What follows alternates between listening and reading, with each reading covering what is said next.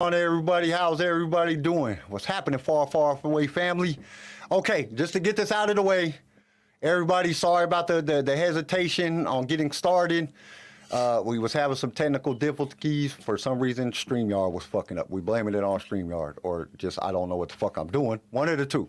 So, but anyway, welcome to LightSaber Radio, the most outrageous show on the web. Welcome. We're taking our passion for Star Wars to the next level. Today's show is packed with thrilling discussion about juicy information that's going to leave you on the edge of your seat, because we're going to be diving into a hotly debated topic of Star Wars acquisition of Star Wars. We're going to be weighing the pros and cons and giving our take on the matter. Disney's acquisition of Star Wars. Extensive research on this subject, and we have uncovered some surprising facts that might just change your perspective. And that's not all, folks. We got the latest news, rumors, straight from the galaxy's core. And then, as always, we have the Star Wars Impossible quiz to test your knowledge. And CJ, this one is Mandalorian based. Most of the questions about Mandalorian, so you might get it. I had to do about Mandalorian. Mandalorian season 3 is about to start. We're like yeah, you are. You haven't watched it or some shit. It's fucking crazy. She hasn't. She's only watched like a little bit of season 2, so I got to get her to watch all of it in a short time frame. Tori, because you cannot miss out on this. This shit is great. This is amazing. Okay. I made the comment about how I was gonna watch season 1, and it's on my list. I've been begging her to do it for the last couple of weeks. Fun fact. I was supposed to watch last night while building BD1, and we ended up watching the prequels or the sequels. Dude, I was supposed to be watching season 2 last night, and I ended up watching fucking Willow for 3 hours. Is it good? I haven't seen it. I haven't seen the reboot. I like Willow. I haven't seen it either, and I'm not really. I don't know. Willow is kind of good. I kind of like Willow. All right, so guys, get ready to blast off as we journey through the galaxy of Disney, Star Wars. I can't say Disney the fucking word. Acquisition. Yeah, that's it. Thank you, Garrison. This station is now the ultimate power in the universe. Last we will reveal ourselves. I have a bad feeling about this. You are now tuned into LightSaber Radio. If you only knew the power of gods. Here it comes. Let's go. You are now tuned into LightSaber Radio. 4, 3, 2, 1.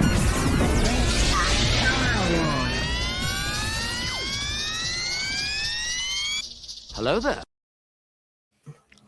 So Hello there, how's everybody doing? What's going on, everybody?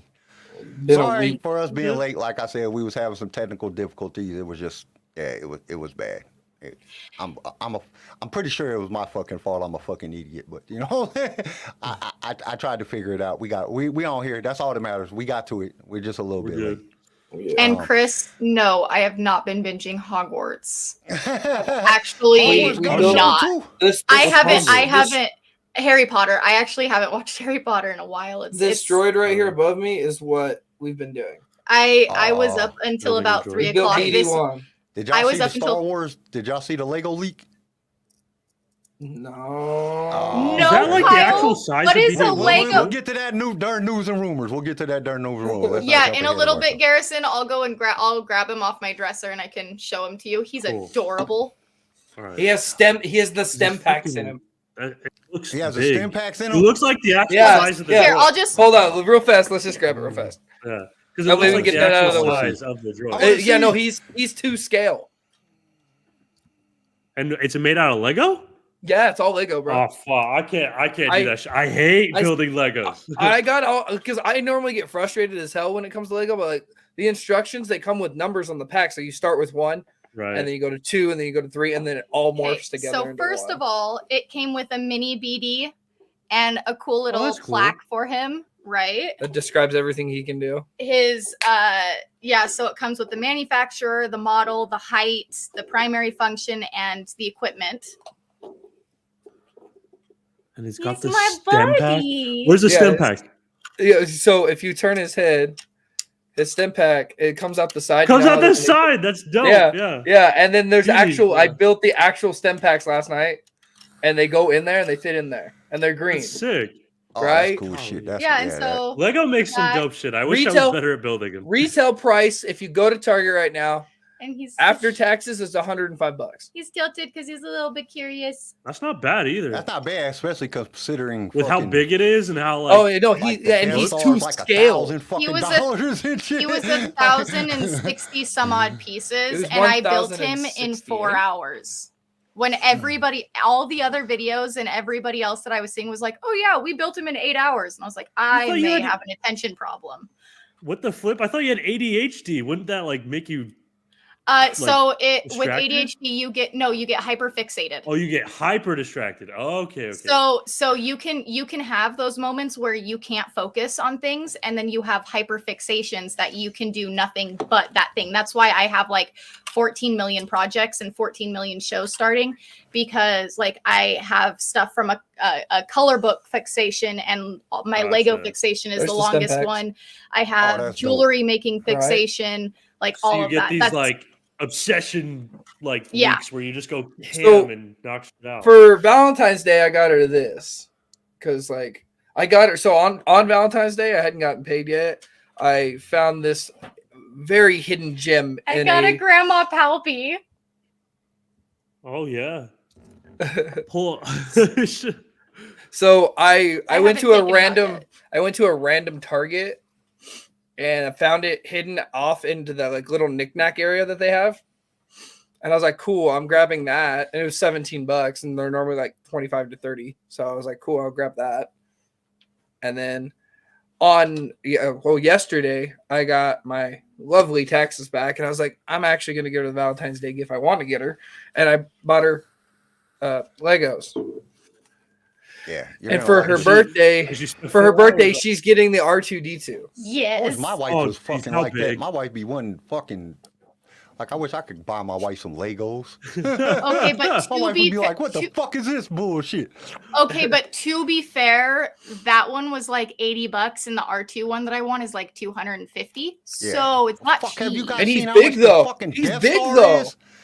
Oh How yeah, fucking I much the actually Death Star cost? I was looking I at that shit. I was like, actually- what the fuck? $1,000 or more? Like, you're So I lucky if you actually can find one. You had can that. find one every once in a while for like $750. But most of the time, them bitches is $1,000, $2,000, $5,000. Like, holy shit, it's a toy. Jesus Christ. Well, like so I actually have the Death Star. I just don't have him up. He's broken down in a box and he's in my storage unit right now. It is broken down in a box and is in my storage unit right now. But yeah, it's my But you got it So- back when it was still cheap, right? Tell me you didn't Yeah. spend $1,000 on the fucking. $1,000, but it definitely wasn't cheap. So I went into Target wanting to get her R2D2, and every time we go to this Target by our house, he's there, right? He's the only one. He's been sitting there for like months on end. I walk into Target with the mindset of I'm walking out with R2D2 in a Lego set. Guess who's not there? The one time I have R2D2 ain't there. And I literally was like, hey, you guys happen to like somebody grab it, thinking that it was $240, I think it was like $242 after taxes. Oh, and just And let they're like, everybody "No, know, they that, real quick, I might not be on the show for a while because I ordered fucking Jedi Survivor and the fucking thing, so I might be stuck on a video game for like 6 fucking years. Corruption comes We to got video it. I was game honestly worried for a style. second. I was like, wait, what? What's happening? I was too. I might You had to be I might alarmed. be fucking gone. Don't nobody know where I might lose my job and all my podcasts because I just fucking stuck No, playing this fucking video game for 6 years. Yeah, but like that was the whole thing. Like back when Bionicles was a huge thing, I had this little loft space in the living room that went to a little storage area, or not a storage area, but like a little shelf that was built into the wall on the top, and I had Bionicles all down that, and then the other side I had Legos all down. Like I like building things. I'm just I screwed up, made a bad purchase yesterday, frustrated her real bad, and I figured I'd apologize with some Lego. Let me just put that out there. Like- I made a dumbass Buy decision. more shit. Like he was at Costco and he's like, I'm gonna go pick up the kids from school and I'm gonna go get you your Valentine's Day present. I gotta stop by Target. And I was like, am I getting BD1 or am I getting R2? And he's like, which one do you want more? And I said, I think we both know the answer to that question. And he came back home and he's like, they didn't have R2 anymore, but Here's BD.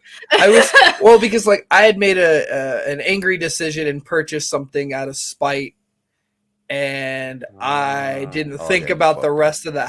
Yeah, didn't think about the rest of the house. Not out of spite to me. It was out of spite to his coworkers. And I didn't think about the repercussions in home, and I got a good lecture on it, and it made me want to apologize with Legos. So fun fact, guys in the chat, you screw up real bad and your woman likes Legos, just go buy one. I promise it fixed everything, because like Legos. no, deadass. In Costco, it was very little interaction with her. I came home with that droid, she didn't want to leave me alone. She even let me help her. Like, it fixes everything. Star Wars Legos fixes everything. And I never let him help me build my Legos. So the fact that I got to help build him fixes everything. Fun fact, Garrison: if your woman likes Legos, go get her the Hogwarts set. You might She fix does everything. not, unfortunately. Aha. Can't Just use that. Cheat. Just take that in the Or chat, books. guys. Books Books, would. yes. He's come home with a book. She a does couple love times. books. Yeah. There's been a couple times that a couple of my books up there were apologies. There are apology books up there. I'm gonna find a book that says "I'm sorry" on picky it. when it comes to books, so She has a list. I'm too I have to go scared down. even buy her. She wrote down a list, so I have to go down that list and buy there each you go. one. So she made it. She All dumbed right. it down for me. Okay. What's your so hot to- breaker, Garrison? Okay, so There we today's go. show is going to be an interesting one because when it Hold comes to Disney purchasing Star Wars, the fandom has a broad view of this topic, with 36% of the fans saying they like the new Disney Star Wars and 64% saying Disney has ruined Star Wars. And after doing a crap ton of research and writing down a list and coming up with all kind of different shit, I kind of changed my mind on the whole topic. But before we get started, we have a tradition here at LightSaber Radio, as always. Get our outrageous juices flowing, and y'all know what it is. It's called the Housebreaker, Pun the Empire Strikes Back. Garrison's going to give us a crazy scenario, and then we're going to give our most outrageous answers, and we want everybody in the chat to join in. So definitely give y'all's answers, because we love reading them off, because sometimes y'all's answers is better than ours. So, Garrison, drop that video.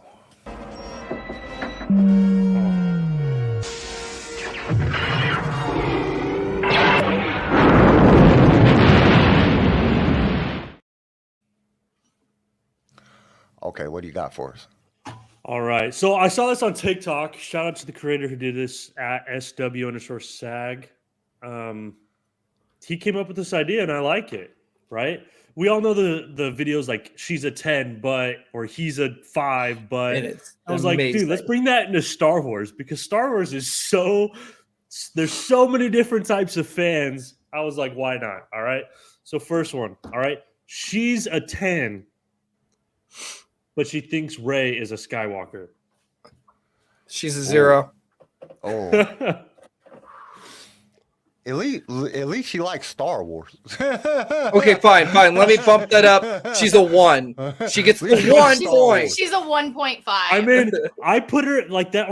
You're still an 8, because the fact that you care enough about Star Wars to like make the argument is like, all right, that's hot. I get you. Yeah. You're wrong, but I get you. I would say a 7. I don't think that would bother me. It would be something that we could argue about other than just real life shit. Let's argue about Star Wars. That's why you think fucking Rey's a Skywalker when she's a Palpatine. Fuck you, motherfucker. That's how it is. See, I can argue about this shit, but I want to argue about We've had discussions of like Han Solo and whether he pushed the igniter on the lightsaber, or who shot first and all of that. Like, we've had so many discussions, all stemming down to Han Solo somehow. That's awesome. I wish my wife liked Star Wars like No, that. so last night we were watching that scene and I slow-moed it. I'm like, he did not.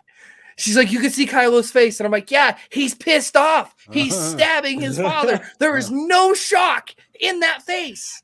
The only shock is Han Solo being stabbed. He just also the part where so Finn runs up and then there's that trooper that's there and he goes, traitor.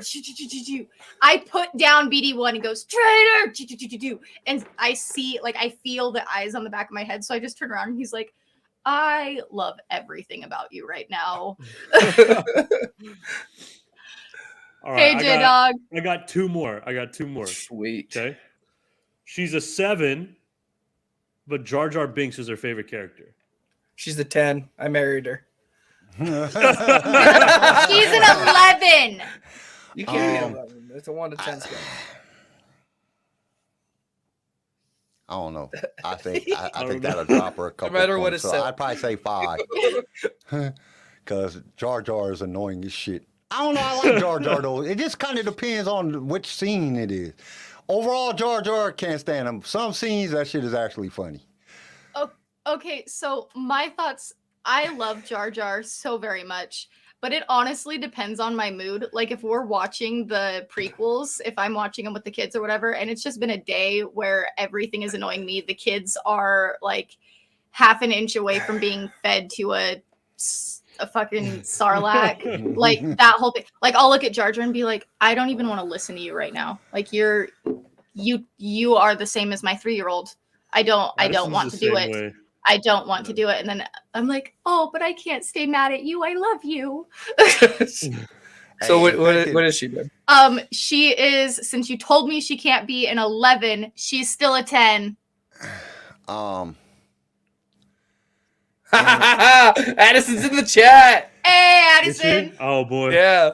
Yeah. In fact, I think Han, though he was going to, I think Han thought he was going to fix things. That's what I thought. I think Han pushed a button and he thought it was going to change his heart. No, Infected. It's not. Really watch that scene. There's no shock in Kylo. Yes, there's no shock. No, there is a centimeter of shock. Chris And then said he goes, She's a oh no. Chris, you and I are no longer friends. I'm sorry. Hey, we good, homie. What's your answer to the question, Garrison? Since Addison is in the chat. Yeah. Yeah. She gains points. All right. But Addison's not a 7. Addison's didn't start as a 7. Okay, she was already a 10. Okay, so she just stayed at a 10. Yeah, that's right. Hey man, you got a little something on your nose. Brown there. Bro, she's listening. I'm not a fucking idiot. No. All right.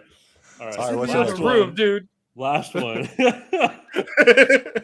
Dude, She's within smacking distance. She'll smack me.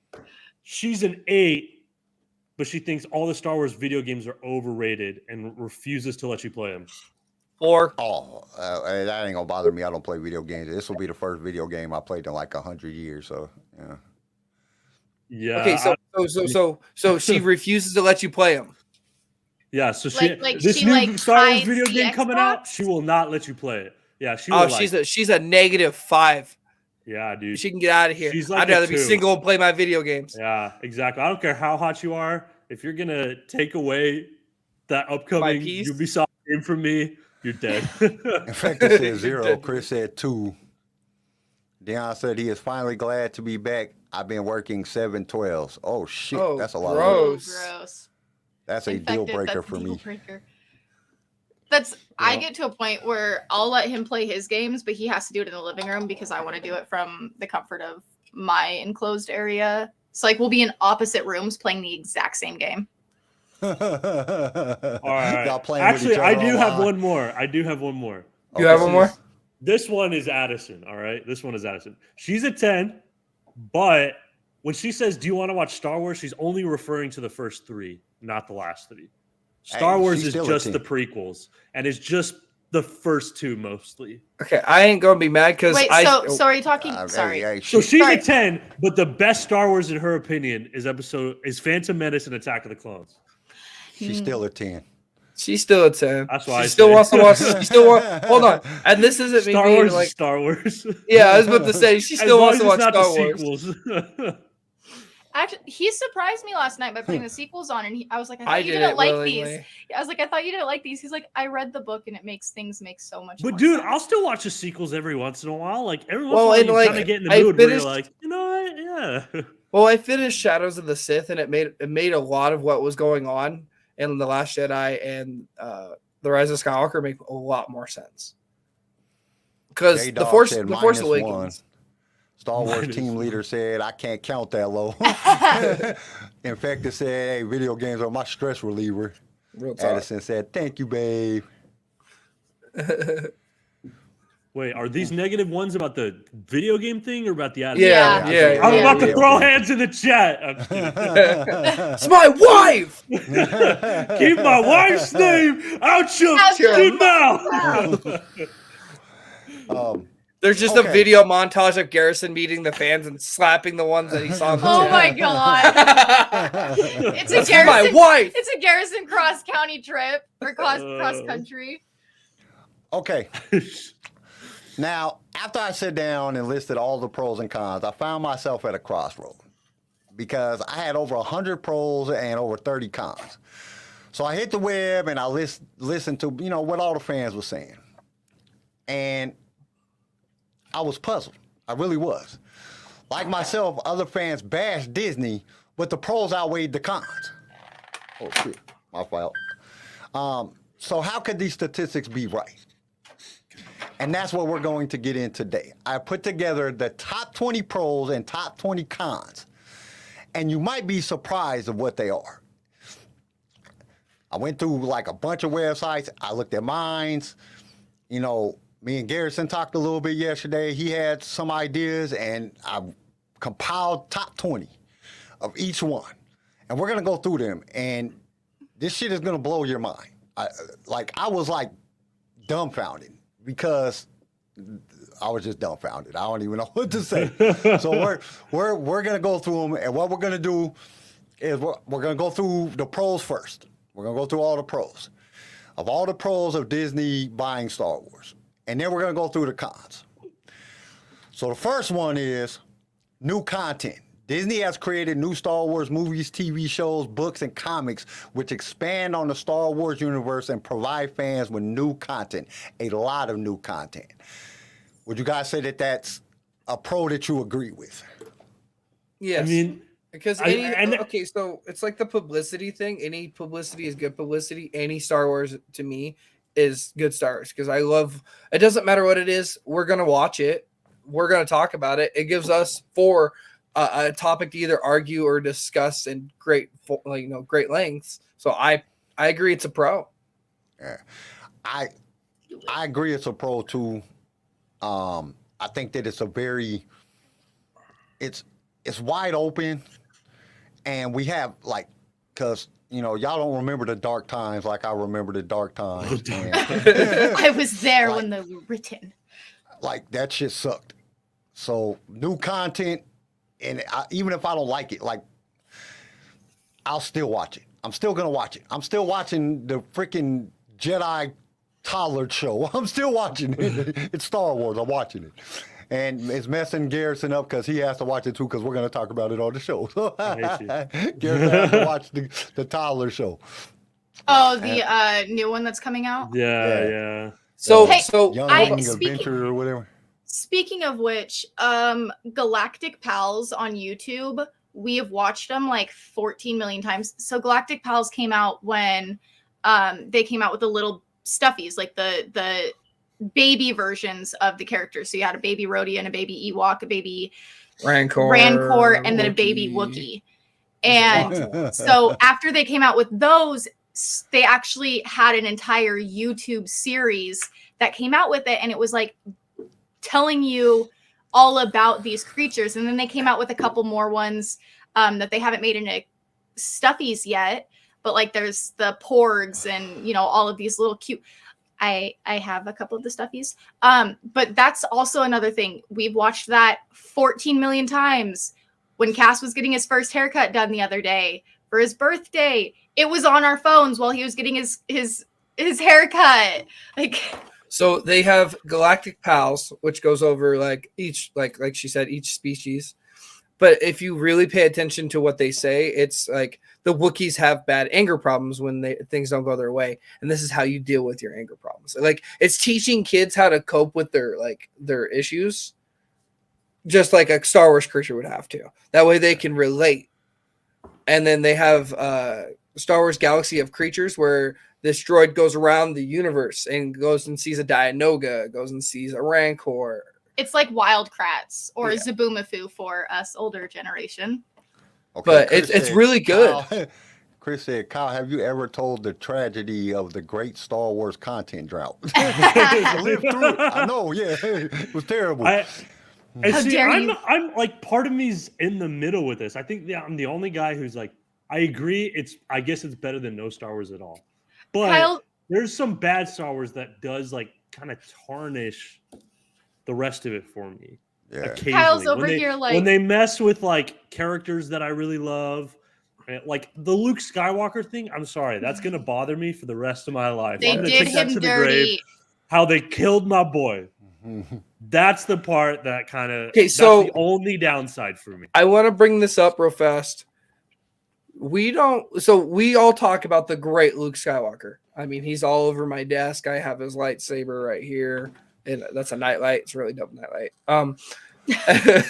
But we don't talk we talk about how he can force project whole things, but that was right in front of him or within a vicinity, right?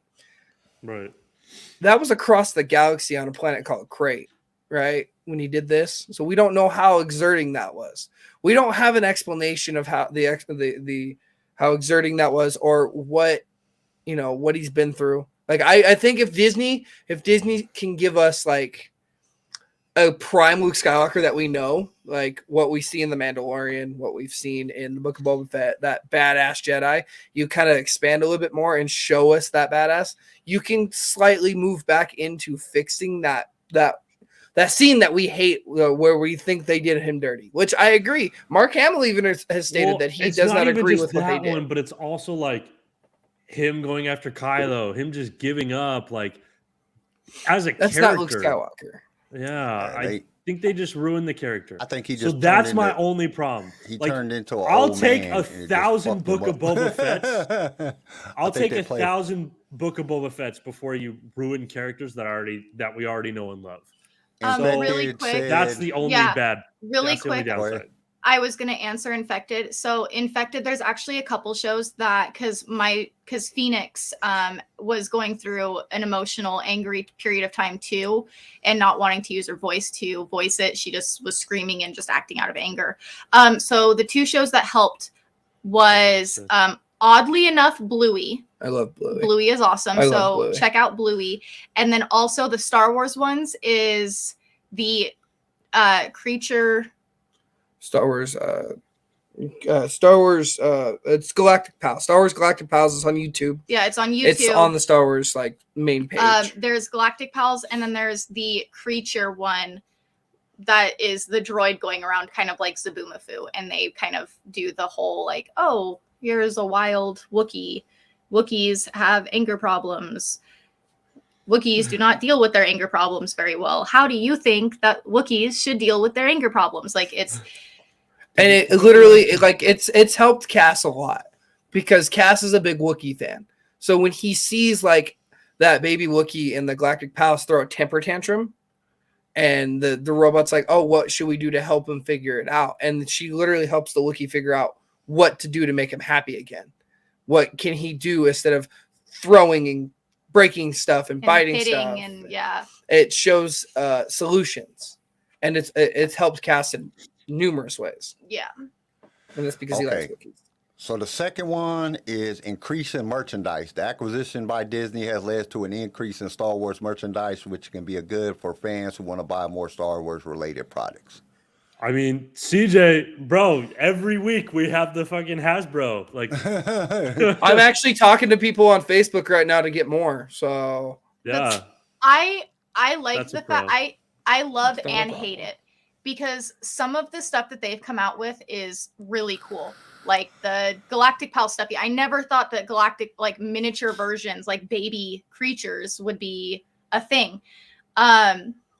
But also they've come out with some really weird stuff that I'm like, why is this a thing? Oh yeah, it's all bad because I'm going broke buying all these helmets. Real talk. We're not even talking about helmets right now because CJ has like 70 of them in his cart right now, and every day he asks me if he can buy them, and I'm like, with what money? Just one. I want one. Okay, just one more. The next one. More Star Wars attraction. The acquisition by Disney has led to the creation of Star Wars themed attractions at Disney parks. Star Wars Galaxy's Edge, that stupid hotel. You got the Star Wars Cruise, which can be a fun experience for fans. And then there's Star Tours. That was Star Tours is still around. It was there when we went to Disney. Yeah, but they're redoing it to make it Tron. What? I thought that was only in Florida. No, they're doing it for both land You're and kidding me. That's the world. dumbest thing I've ever heard. Why would they do that? It'll either be a Tron ride or it'll be a Toy Story ride, another Toy Story ride. Toy Story is the worst ride. This one's more adult oriented. I would assume. But I know Garrison can kind of go in with this one too, of actually going to Galaxy's Edge. Like, it was a lot of fun. There was a lot of interaction with the stormtroopers, mainly with the stormtroopers. We ran into Rey and Chewie and Kylo Ren and the different First Order officers and all of that. Like, it was really fun, and I enjoy going to some place that is, hey, here's your nerdy home, I guess. But I don't think I will ever go to the Halcyon unless, granted, they did drop it down in price. But it's still ridiculous. If they offered me for content purposes for free, I'd do it. Especially because you pay so much for only 2 days. And you go to Galaxy's Edge, which I can spend the same amount for the Halcyon for a week at Disney. And the only real huge difference is that when you go into Galaxy's Edge off the Halcyon, you have little teeny tiny side quests that you can do, but they're not like required, but they are timed. You have 2 hours to do it. But you can't just leave the Halcyon to go into Disney. Once you're on the ship, you are on. You cannot leave until the designated escape landing time is. It's just something. So I'm paying money to go to prison. Star Wars prison. Essentially. Real talk, though. Essentially. Star Wars prison, good lord. All right. I just thought about. I think overall the products are a pro, we're gonna say. Okay. Access to resources. Disney has access to greater resources than Lucasfilms did, which can provide Star Wars franchise with more funding and support. Resources than Lucasfilm. That's true. Yeah. I mean, yeah, more shit. I mean, there's a reason Lucasfilm was so slow and took forever. They're also a bit more. But they also want to appease to the general soft society, and so they would also do a lot of things that George Lucas, or that they wouldn't do things that George Lucas would do. So it's kind of both. It's a 50-50 for me. Well, because they're a bigger and more wealthy company, they're going to be a lot more concerned with profits and stuff. So that also takes away from necessarily good writing, because they're just more focused on they're more focused on pumping it out. I think it's they're not worried about the proper progression in the storylines. Right. They're just more diverse cast and crew. Disney has made a conscious effort to make Star Wars franchise more diverse in the term of casting and crew, which can be good for representation that can attract a wider audience. I think that's a 50-50. Yeah, I think it depends, because if it goes along with the story, all good. Yeah, I more Lando Calrissian. But don't cast somebody just because of their color casting or their background casting because they filled a role of that part. Right. Cast Denzel because he's a damn good actor. Yeah. Sorry, I am on that Denzel Washington kick. I'd love to see him in just even a cameo with Denzel Washington. Sorry. We were talking about that the other day at work. Denzel is good in almost everything he does, so I wouldn't be mad. He's probably the greatest actor of our time. Real talk. Him and Tom Hanks are the two guys that if I see them in anything, I'm willing to watch it.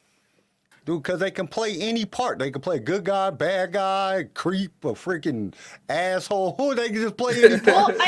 Tom Hanks is freaking great. That dude did a whole movie talking to a fucking volleyball. You know what I'm saying? Well, I mean, even outside of, and it was a great movie.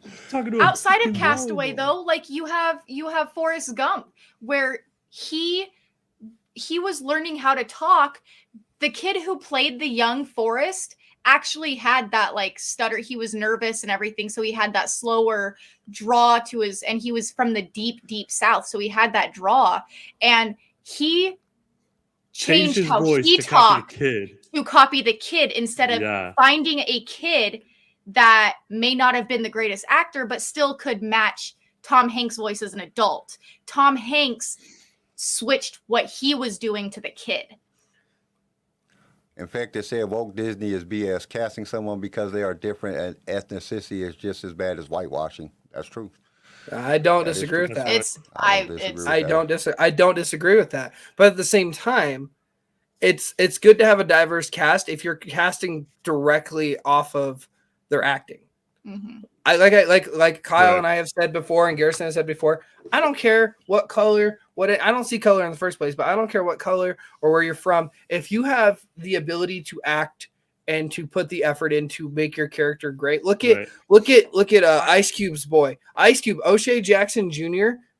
Never would have thought he would have been in Star Wars. Never would have thought he was a Star Wars fan, but he came into Obi-Wan, and his role, I loved his role. He fit into his role. And I would have never looked at him that way. They looked in that role. They looked for an actor. They didn't look for, hey, he's Ice Cube's kid. He's gonna die. He's gonna reach to a certain demographic. No, look at his acting. Like, he played his dad. Right. He played in Den of Thieves. He played in all these good movies where he can be serious. And that's to piggyback off of you and Chris. Chris says kind of a hot take, but while diversity is always great, I feel like it takes away from the alien diversity of characters. It feels like they make a point to have a quota on human diversity. I think so too, but that's also just society right now. And my hot take on it is, if you hire somebody just because of their ethnicity, the way they might have a disability, whatever, yes, include them in.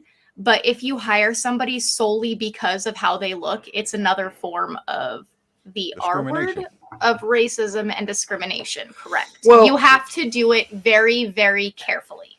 There is a fine line of the terrible part of all of it. To pack off of that one more time is the fact that Palpatine, during that era of Star Wars, like when we really look at it, and Kyle and I have talked about this too, is Palpatine hated aliens. He was very racist towards alien species. Space Hitler. He liked humans. So you're going to see more humans because Palpatine is controlling the galaxy. He's going to try to gentrify. Basically, a lot of things. He was trying to gentrify a lot of things. So the aliens were getting pushed out to these backwater planets while humans were allowed to be in the core. Yeah. Like, look at the Wookiees. The whole planet of Kashyyyk. I mean, even look at Coruscant. Well, yeah, and you go to Coruscant, you don't see aliens unless if you're down in the lower levels, and even then, they're few and far between. Yeah, right. And I don't know, like, did Star Wars have a problem with diversity before? It never did. I mean, one of our main characters is Lando, and I mean, like, I never got that. I never got where people came with that. You know what I'm saying? And even back, I mean, me, Garrison, we was talking about it yesterday. Like, people used to say that George Lucas was racist. And it's like, what are you guys talking about? Like, right now, George Lucas's wife is black. What are you talking about? Like, that doesn't make no sense, like, at all. Like, you had Lando, you had that strong,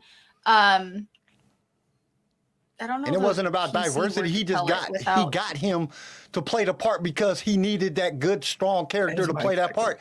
And he played the hell out of the part. It didn't have anything to do with racism or any of that stuff. He just found a character that he needed to play the part. We have one of the greatest Jedi all time, Mace Windu, played by Samuel L. Jackson. Like, come on. You have Samuel L. Jackson. You have Billy D. Williams. You have John Boyega. And then you look on the other side of it. You have Carrie Fisher.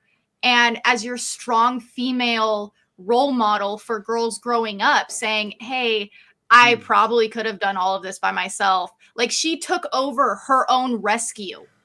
I think a lot of it came when Star Wars changed the poster, when Disney changed the poster with John Boyega. That's when it looked like it, and that was Disney. That wasn't George Lucas, and that wasn't original Star Wars. He just got good actors. That's all he did. He wasn't looking at none of that. He was just looking at even the good actor part is not necessarily true, because he took a shot on Mark Hamill. Mark Hamill only did Broadway stuff and did plays. He took a shot on Harrison Ford because Harrison Ford was his carpenter for a lot of the movies. We'll get to that in a little bit. Okay, let's get to the next one. That's all right. More family-friendly content. Disney has created more family-friendly Star Wars content, which could be good for families who want to enjoy Star Wars together. I don't think Star Wars was unfamily friendly to begin with. Yeah. No, Star Wars was family friendly to begin with. Now it's kid friendly and adult friendly. It's not family friendly. I feel like Star Wars before was something that everyone enjoyed. Now, depending on what you're watching, there's episodes of very kid, like Bad Batch. Sorry, some of the Bad Batch is very kid, not super fun to watch as an adult. Then there's episodes of Andor where I don't know if you're going to let all the kids watch this or if they're going to get it. So Disney, instead of like creating something that everyone likes, they're creating stuff that both people like. You know what I mean? I think that's a con. Different audiences. I think I'm going to be honest. I think that's a con due to the fact that you're not putting your best writers in front of all of it. You're going to put your good writers on one thing and the other good writers on another thing, and you don't have them, collabing and making the best overall content. George Lucas sat in a room with all his people and made everything for everybody. It was for everybody in the house. And Disney is, hey, we're going to put you guys over here. You can focus on these Clone Wars, all this stuff. And then, hey, you guys over here, you're going to do Andor and this stuff. And it needed to be a little dark and gritty. I think that's sad because you're gonna miss the little childish aspects that we got in the prequels and the original trilogy and stuff. We got the adult jokes and we got the kid jokes where the kids would laugh. Like it's really hard to call it a pro or a con because there's pros to it because it makes more content. I think that's a pro, but at the con level of it is you're not putting all your writers in one room to create the overall best experience. Chris says they have overdone it on kid-friendly, in my opinion. For a series that has wars in it, the violence is very tame. That's what I'm saying. You're shoving your guys that are dark and gritty. That's my view. It's like, all right, we're trying to focus a little too hard on the kids. Is just my thing. Now, I know Star Wars was originally made for kids, but if you look at the original Star Wars, it was kid-friendly, but it was also adult-friendly. It was both at the same time. Even looking back at like the older Disney movies, like as a kid watching them, it was like, yeah, I love these movies. These movies are hilarious. And then looking back as an adult while my kids are watching it and be like, I never understood that joke until now. Hey, that's an adult. That one's for the parents. For adults. Yeah. I think it just Disney doesn't write, like, they don't write those kind of shows anymore. They don't write shows that like, and they're few and far between at least. And that's what like the next pro that I'm about to talk about is like, I don't know why this was such a high pro in the pros and cons. Like it was very high in the pros. It says more consistent storytelling. Disney has created a more consistent storyline across the various Star Wars movies, TV shows, and other media, which can make the franchise more cohesive. When I first read this as a pro, and I'm looking at like all the pros, and it's up there in the high pros, and I'm like, what the percentage-wise, it was like 78%. I was like, what are y'all talking about? Like, they have like literally put more stuff in Star Wars that made it more confusing. And they've been against the storyline. Disney's biggest problem is their lack of consistency. Yeah. So that's Well, I mean, yes and no, because like CJ brought to my attention yesterday was the sequels don't make sense until you go and read the books. Yeah, but the book was written after the book was written after the movies was written. So like if you come into it as a Star Wars fan and you're watching the video, you're like, what the hell is going on, man? Like, I don't even understand what's happening. And then you go and you read the book. You got to go listen to the book or read the book to get an understanding of it. Like, okay, wait a minute, that's like backwards. Why didn't you put out the book first? So I could have read the book, and then I would have understood what was going on. And I'm a grown man, so I want to go back to. Kid. I want to go back to the whole Luke Skywalker thing for a second. Like the first few times that I watched the prequels, I hated them. I was like, they done Luke dirty. That's not how you like. He just joins, like he just becomes one with the Force. What? And then I took the time to actually kind of like analyze it, watch the movies a little bit more, and what I think that they were trying to entail is like, well, because we know that you can't become one with the Force until you have completed your training and, you know, you've gone through 14 million hoops and all of this. Luke was holding on to fear that about Ben. He was holding on to that fear and that rejection and that just failure. And so he wasn't able to fully join until he fought and accepted that, yeah, Kylo, like Ben turned into Kylo, and to stop blaming himself for that. And so I think that that's kind of what Disney was going for, at least in my opinion. That's how I was able to understand it. And I can see that, and that's a good storyline. Like that's a great like message. They could have dove a little bit deeper into it a little bit, but they do. I just don't think Luke's the character to do that. No. That message with, I think. Infected said, I think I disagree with that. Disney has made a very convoluted timeline and damn near incoherent. Chris said, it's a pro and a con. They have developed whole stories around side characters in the large story, and seems like they are scared to make the whole new story with new characters. Yeah, I agree with both of them statements. That's a very hard topic because when you look at it, the stories they're not because I mean they added it. I mean in Kenobi, like we know that she never met fucking Kenobi before. Leia never met her before, but you got a whole fucking series about Leia being with Kenobi. Like that, that doesn't make no damn sense. That part was kind of one that there is continuity issues, but they looking like so the next one. Oh, go ahead. What I think Disney should do with that, honestly, is bring Olivia Blair, right? Olivia Vivian Blair. Yeah. Bring her back and give her own Leia series. Oh. That way, hold on, listen, hear me out though, Garrison.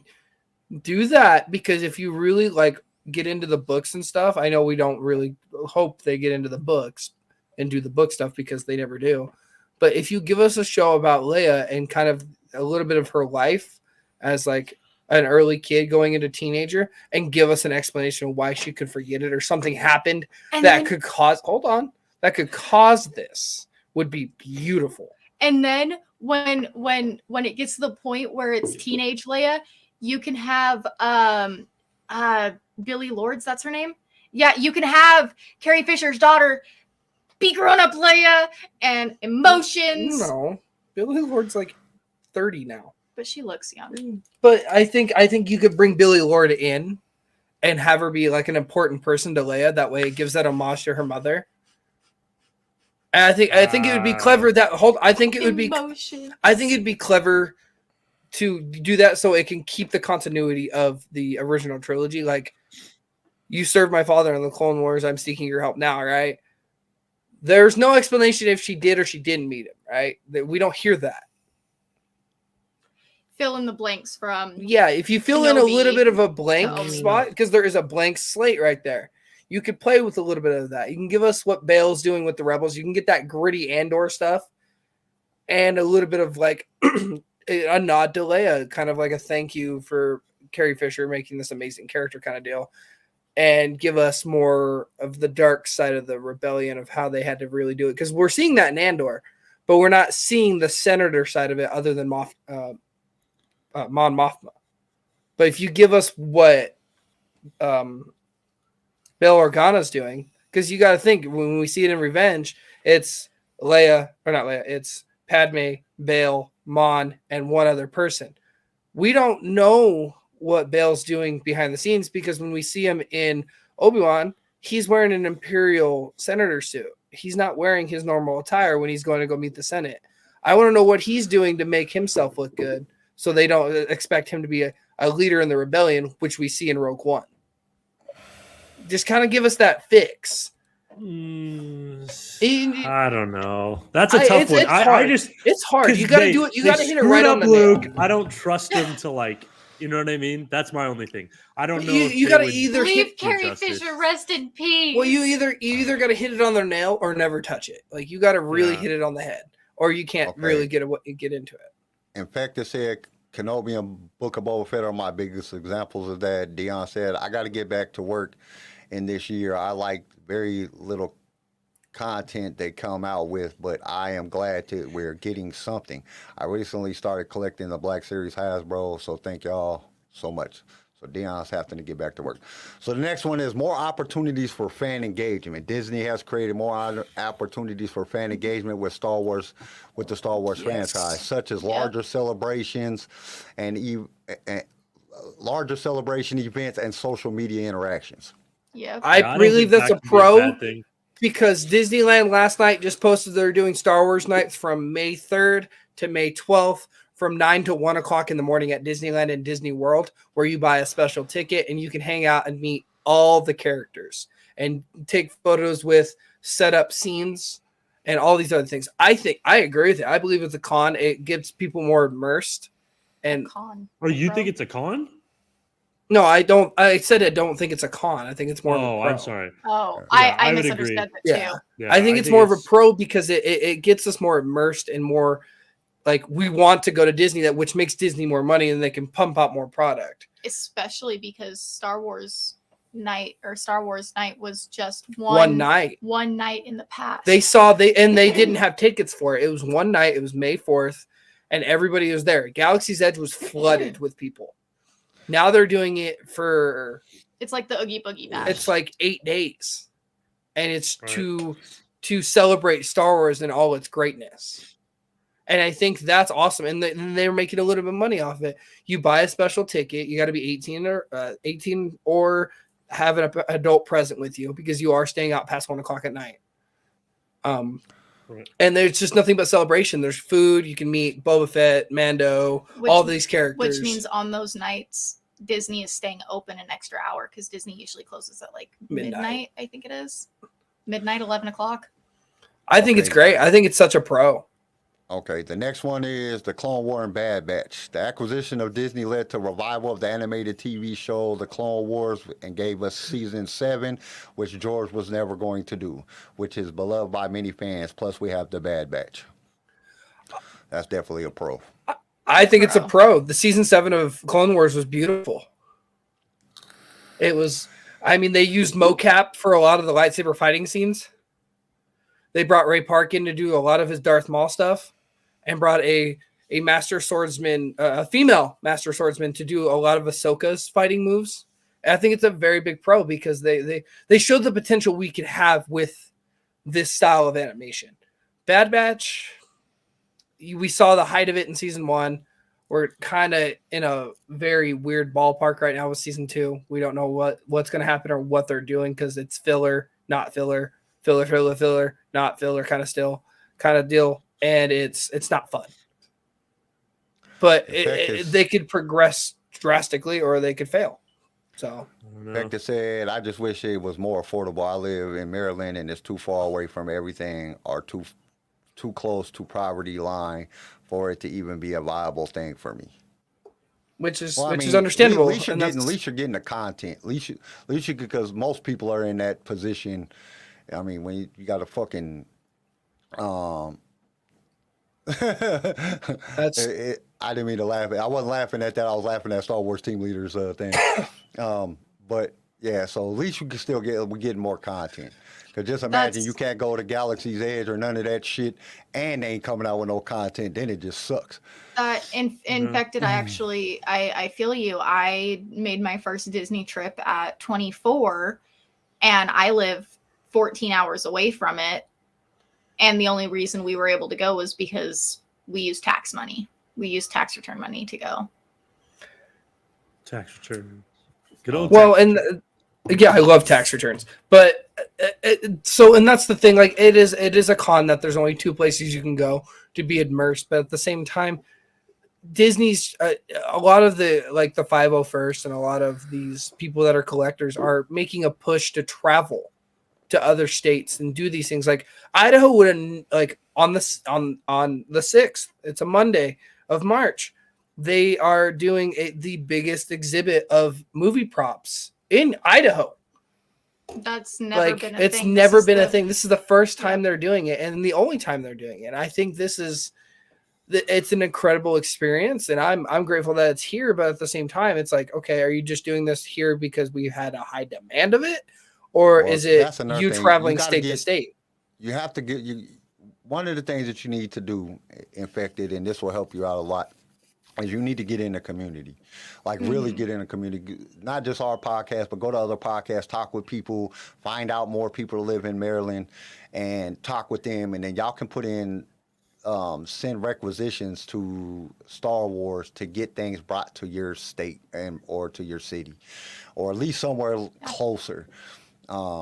That's why I'm kind of hoping that they bring Star Wars Celebration back to Indianapolis, because that was where it originated from, and I'm literally 6 hours away from Indianapolis, so it'll be a way easier for me to go. The next one is more Star Wars films. Disney acquiring of Lucasfilms has led to more Star Wars films being produced, which can provide fans with more content to enjoy. Bad.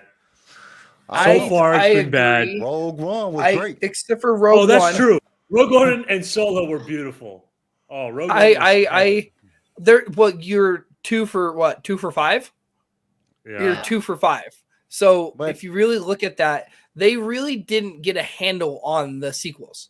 You got to think they hopped directors. They had problems with JJ. They went to Brian. Brian had problems. They went back to JJ. There was no connection between the two. They didn't like each other from what we can see. Obviously, the writing was a big fuck off for each other, and it was a difficult task. And what we see in Solo, they went through 6 directors before they finally said, bring Ron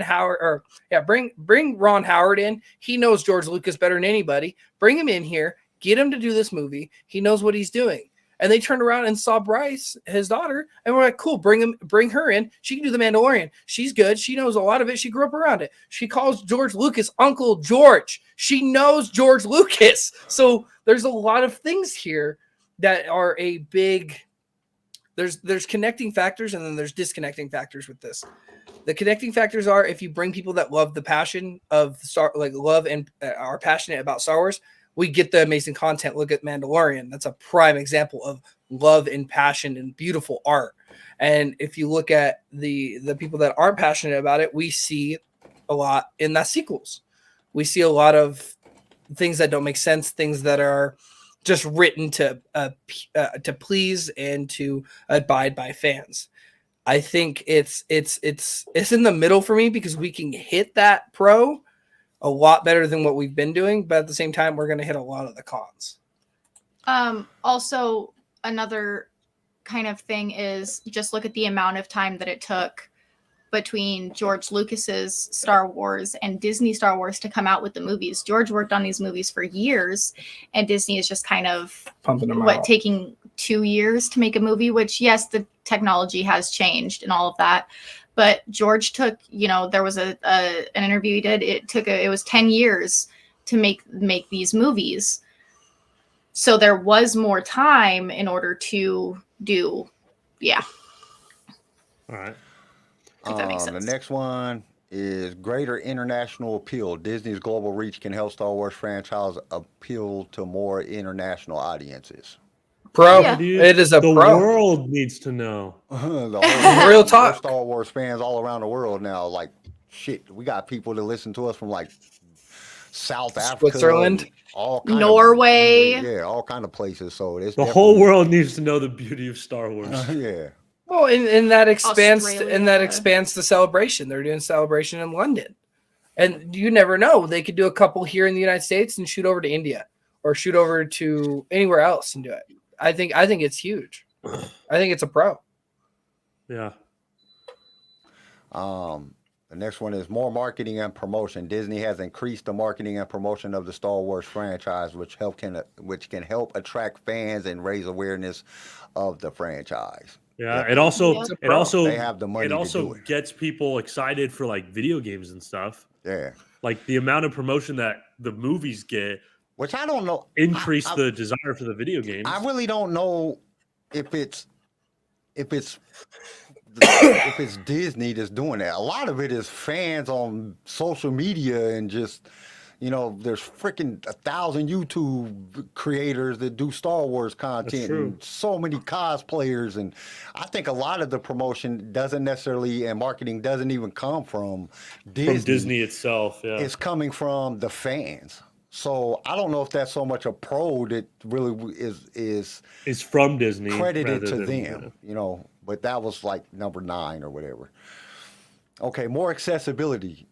Disney has made Star Wars more accessible to a wider audience, such as creating new TV shows and movies that are available on streaming services like Disney Plus. Oh yeah. Yeah, definitely a pro. That's definitely a pro. Easy. More focused on character development. And when I first read this, I was like, wait a minute, no. But then I really think about it. They are focused a lot on character development in their content. Maybe not their stories, because it says which can make their stories and characters more compelling. But they have focused a lot on character development. Not always the character that we're expecting to be developed, as we've seen in Kenobi, which was... And it's not always good character development. But it's definitely, they've been focused on character development. I can't say that they have been. It's just not always the right character. The Mandalorian. The acquisition of Disney led to the creation of Mandalorian and Andor, 2 popular TV shows that have been well received by many fans, and I definitely agree with that. Disney didn't buy them, we wouldn't have the Mandalorian or we wouldn't have Andor. We wouldn't have any of the shows that are out right now, and that's definitely a plus. Even like Visions and Tales of the Jedi, Visions it's just a different aspect of Star Wars. Like, it's just nice to be able to get that refreshing difference, even though. Like the one was like fucking Astro Boy remade, and like they wasn't all good. It was still different, and to get that difference was kind of refreshing. It really was. Yeah. Disney, more creation collaborations. Disney acquisition has led to more creative collaborations between different filmmakers, writers, and artists working on Star Wars projects. And that's we've seen that definitely, because in Mandalorian, how many different directors was in Mandalorian? In the 3, a lot. In the 3 seasons, or in the 2 seasons of Mandalorian, there's been a lot of different directors. And I love that I love that they keep bringing back the people that have made good episodes that got high viewership. Like, they see the high viewership and they see that the director did great and they got a well response, and they're like, hey, here's another episode. Here's another 2 episodes. Keep coming back. We'll give you more and more and more. And possibly you can get your own show if you can pitch the right idea. And I love that, because it's Disney looking at the well-written things that are like to the continuity of Star Wars, and it makes the fans happy. And I think that's a positive response. And I think that's a hell of a pro for me. Yeah. I think it's definitely a pro in my even though I don't agree with all the directors in the way that they directed, but just in the Mandalorian alone, most of the Mandalorian episodes were pretty good. There wasn't too many. I mean, it wasn't like what's her face that directed the Kenobi and just did camera shake the whole time, like when it didn't make no sense. Like Deborah Chow. Camera shake? Yeah, Deborah Chow. Even though she directed the one she did in Mandalorian, she did good. It's so sad that you say that, and I know exactly what director you're talking about. Like it's like she didn't do it in the Mandalorian. I don't know why. What was the purpose of them doing it? Like, did the dude have Tourette's? Did your cameraman have Tourette's? Because this or Parkinson's or something. Parkinson's. Yeah. What was going on? He's probably got Parkinson's. It's no big deal. Everybody's got to have a job, Kyle. Yeah. More financial success. The acquisition of Disney has led to greater financial success for the Star Wars franchise. Fuck that! I don't give a shit. It's not money in my pocket. Projects and expansions. I mean, I can say it's a pro and a con at the same time. Yeah. Because now it's all about finance. Sometimes you can tell which shows are purely for money, and which shows like, hey, let's make a good show here. Well, you know what I mean? Like, so that's a good and bad thing. I was kind of looking at Book of Boba Fett and Kenobi. It's almost like they used the character name to promote the TV show, and like Book of Boba Fett had a lot of Book of Boba Fett in, but Kenobi was about Reva. It was like character development for Reva, for like the Reva show that's coming. So they used Kenobi to promote her coming out in, and actually somebody brought this up on TikTok, and it kind of scared me because I was like, oh, please don't let it be that. But like, if the Acolyte was really about Reva. Oh, Jesus. And I was like, I know that that's not the truth because the timelines don't match up, but just for you to say that kind of scares me. Like, because they promoted for a Reva show, which I mean, don't I wouldn't even mind put that into existence. Don't put that in Disney's thought because they're gonna be like, cool. This is Let's what the make it fans happen. want. Seeing her Time show travel. about Reva, like to get her story, because I think her story is interesting. She was a freaking youngling that Darth Vader tried to slay, and she didn't die, and then she ended up joining forces with him to get back at him. I mean, it's a good storyline if it's done right, but like, I just don't think, why use Kenobi's name in order to promote Reva show? Like, I just do the show about Kenobi. Like, I want to know about Kenobi. We've all been waiting 100 years to see this damn show, and then you don't even come out with the right show. And Ewan has stated, like, when all this was coming out, that he wouldn't mind continuing. Yeah. So would we see more of that? That's up to Disney, and I think that would be a possible con, obviously, off of what we saw in Obi-Wan. Unless if they bring a different director in. Yeah. All right. I just had to say that. That was just right there in my head right there. More canon Star Wars stories. Disney's acquisition has led to the creation of new canon for the Star Wars universe, which can help provide more cohesive and consistent storytelling experience. Well, it can, but it hasn't really done that, so as far. we've already talked about that. Yeah. When I was reading this as a pro, I'm like, what are you guys talking about? Like, dude, that's like the creation of new canon, as long as it flows in line with the canon that already exists. You can't create new canon that don't flow with the line of old canon. You know what I'm saying? Because then it's not canon no more. Now it's just confusing. If you can properly do it in a properly placed setting, like if you can give us a good story with a beloved character, it's great. It's a pro, but with what we've seen, like you guys just stated, it's kind of a con right now because it's not really. You're shaking it up and it's not shaking well. So that's I don't know. The next one, more standalone films. Disney acquisition has led to the creation of standalone Star Wars films such as Rogue One, Solo, which can provide more diverse stories within the franchise. If they would continue the stories, which I mean they're doing it with Rogue One, with Andor, but like, why are we not getting? I want to know what happened to Kira. I want to know what happened with all that part. Why are we? And not I don't want it. And I don't want it. And I don't want it in comic books. Please don't give it to me in comic books. Don't give it to me in books. I don't get me wrong. I love comic books. I love books, but at the same time, I don't care about the 30 million stories in the comic books. You have a beautiful actress that came in and did a great part and kicked ass and gave us a. Yes, she was. But you gave us an actor that really loved her role and really like put her heart into it, and you're not expanding on that. There's a whole Crimson Dawn era of her after Maul was killed by Obi-Wan that you need to expand on, because what I'm seeing is that, and you also left us with Han and Chewie going to meet Jabba to do a job for the first time. Give me one more movie. You can't do that, because that doesn't lead up to A New Hope. That leads up to them meeting Jabba the Hutt. give us a little bit that where we leads have up like to the fact of everything that happened in New Hope and Empire and Return of the Jedi. Like, what was? I mean, we kind of know from books and from comic books and stuff that he jettisoned the damn spice. Yeah, and that's why he owed Jabba the money. But I would like to see that. I want to see that. I want to see the whole interaction. I want to see where Han Solo becomes Jabba's #1 smuggler. Yeah. His boy, literally, Han Nabuki, Han my boy. I want to know why Jabba got that close with Han Solo. Like, give me that explanation. Like, how good was Han Solo?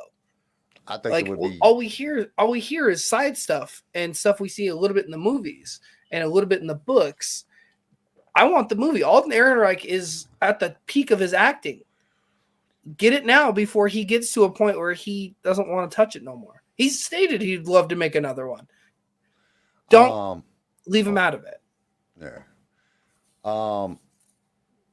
More Star Wars and pop culture. This is the last one. Disney acquisition has led to more Star Wars references and appearances in pop culture, which increases the franchise's overall cultural impact.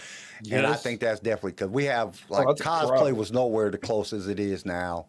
Mm-hmm. There wasn't I think. Bro, you even get like parodies and shit, like which are hilarious. Yeah. Not a bad Robot Chicken, Family Guy. It's in everything. I mean, they bring up Star Wars and almost everything that you Rick and Morty.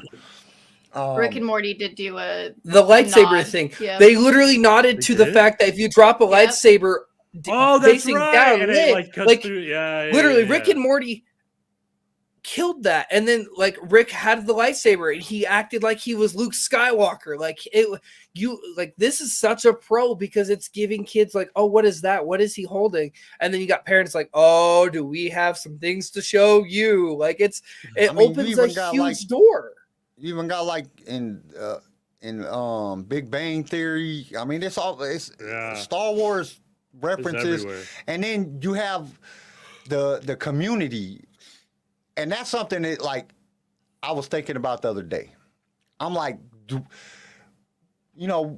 we put down the sequel trilogy a lot, and there's good reason behind that. But you got to look at, like, how many cosplayers are out there that are putting out phenomenal content on social media because of the sequel trilogy. Yeah, that's true. Oh, yeah. I've seen some amazing Rey Skywalkers. I mean, I've seen some lackluster ones too. I just said it, and nobody called me out, guys. Come on. Hey, we were just gonna breeze past it. We all knew who we all know what you were dropping that on. Okay, so we still love you. Don't worry. The pros. Now we're gonna go through these cons kind of fast because a lot of them are exactly the same. This is what blew my mind. A lot of them were exactly the same. So as you go through this, you're going to see, like, okay, this is exactly the same as the pro, so how is this a con as well as one of the highest pros? This is where we get into the idea of things aren't always what they seem, and the things that we're putting Star Wars down for is not what we should be putting Disney, or not Star Wars, but Disney Star Wars down for, because Disney's not doing as bad a job as we actually think. Okay. The first one is divergence from the original vision. Some fans argue that Disney's acquisition of Star Wars led to the departure from George Lucas's original vision of the franchise. Definitely, I agree with that. That is a con. Yeah, that's true. That is definitely a con. I do agree with that. And I feel like not even George Lucas's vision, it's just lost vision in general. Like, their vision, besides making money, seems to be gone in a lot of their shows. And like I had I think I brought it up a couple weeks ago, like, he did have a plan for a sequel, and it was, following Leia and Luke rebuilding the Jedi and rebuilding the Republic. And I mean, it was kind of a known thing, and Disney kind of just went, nah, they threw it out. You don't know what you're talking about. That's not going to do anything. And then now, after they have the prequels, or the sequels, and then after we have Kenobi and Book of Boba Fett and Mando and all of these other things, we're like, okay, so now you just messed with that timeline. You need to now fill in a Leia story of how we get to Only Hope, where now she doesn't remember. So now we kind of have to do a Leia story in order to make everything match and make everything copacetic kind of thing. I don't think Disney gives a shit. And that goes into this next one. Focuses on profit over creativity. Thank you. That's what I just said. Which means that some fans feel that the company prioritizes making money over creating compelling stories and characters. 100%. Yes, definitely a true That's thing. one of their biggest problems. So yes and no. If we're talking Star Wars specifically, then yeah. But if you look at other Disney projects like Disney took over Pixar, you get Encanto, you get Coco, you get all of those. Those have like solid life themes through them. So Disney as a whole has a whole thing of learning lessons. So I mean, I guess it translated over into Star Wars with Luke getting rid of his regret and pain and anger in order to finally join his father and master. It's not just, that's not a unique thing to Disney. That's a lot of movies. You know what I mean? Well, look at it especially children movies. Yeah. Think about it like this, and we've talked about this before. When it comes to their characters, they do a great job. But when it comes to expanding off the characters that already exist, they kind of fall short. Now, I'm not even going to say they kind of fall short. They do fall short. Well, because they realize in order to make their characters compelling, they need to have well-written stories. When they're bringing back characters that we already know, they don't give a shit about the stories. They're just trying to make money off of a character that they own. But I do want to let everybody know that is listening, it's not solely Disney we're upset about, because it's not just Disney doing this. It's the other huge corporations who, either, Walmart, Amazon, whatever it is that, look at the Velma show on fucking... Don't treat. Oh gosh, HBO. Yes. It's another example. Either if it's a TV or a movie thing, or if it's an actual big box store, either they don't treat their workers well, they don't pay very well, they focus more on just pushing. Like, it's just the big box corporations essentially that care more about the input than the output. Essentially, it's not just Disney we're upset about. Chris says content over quality is one of the biggest problems with the intellectual properties and generally, and Disney is definitely the culprit of trial and error. Definitely agree with that. Definitely. Yeah, I don't disagree with that. Not unique to Disney. And this one was one of the pros, but at the same time, they have it down as a con, and I could see both aspects of it, but I don't know if I agree. I don't know. It's the oversaturation of content. Since the acquisition, Star Wars content has been released so rapid paced, which has led to fans feeling oversaturated with the franchise. I get that. I'm happy that we're getting all this content. I love Star Wars. I love watching Star Wars content. But at the same time, one of the things that made us as fans appreciate it, that George expanded the shit out so far to a point where you didn't ever think you was going to even get no more Star Wars, and then he hit you with some more Star Wars. The building of the anticipation was part of it. So it's like, because we're getting struck left and right with Star Wars content. We don't ever get that. And they're not all good Star Wars. Anticipation. And it's I definitely think that they should maybe not do as much content. And I know it's hard for me to say this, and focus more on storyline. No, I agree. There's a lot of content out there that just is not necessary. I'm not mad that we have content. There's a lot of content out there that just feels unnecessary. So maybe just stick to like really good stories. I think that's the problem.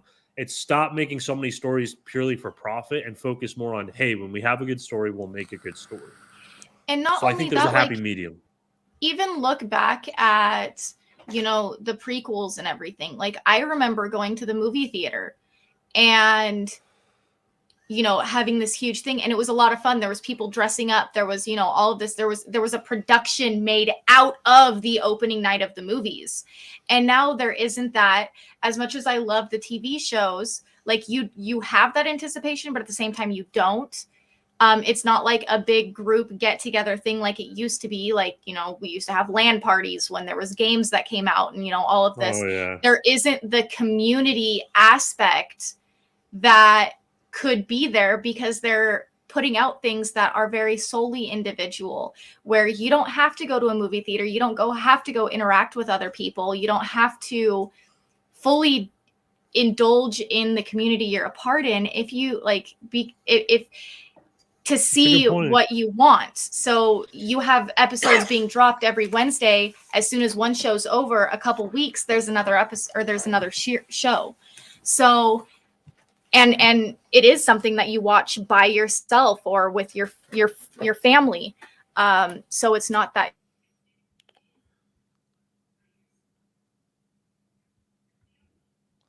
Okay, the next one is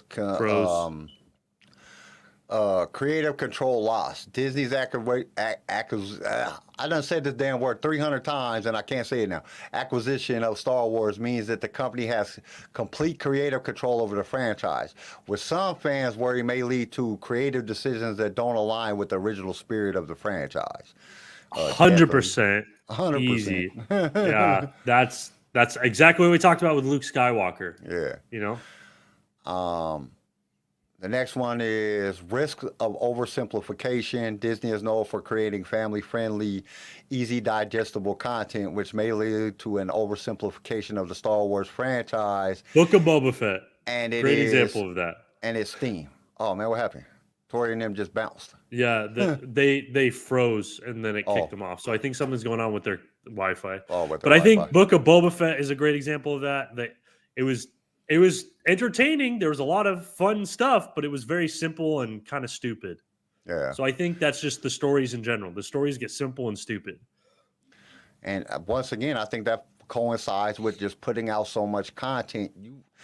You got to have time to let creativity work its magic. You know, exactly. If you don't have no time, then it kind of loses. It kind of goes into the next loss of originality.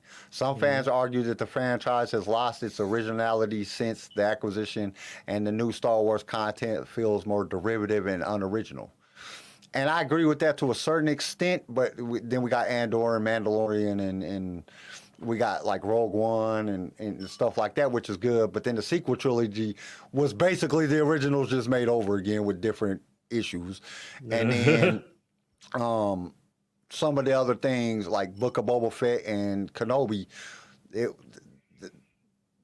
was just so unoriginal because what they tried to do, like I said earlier, they just tried to use character names and create original stuff off of, or unoriginal stuff off original characters. Like they were piggybacking rather than, exactly.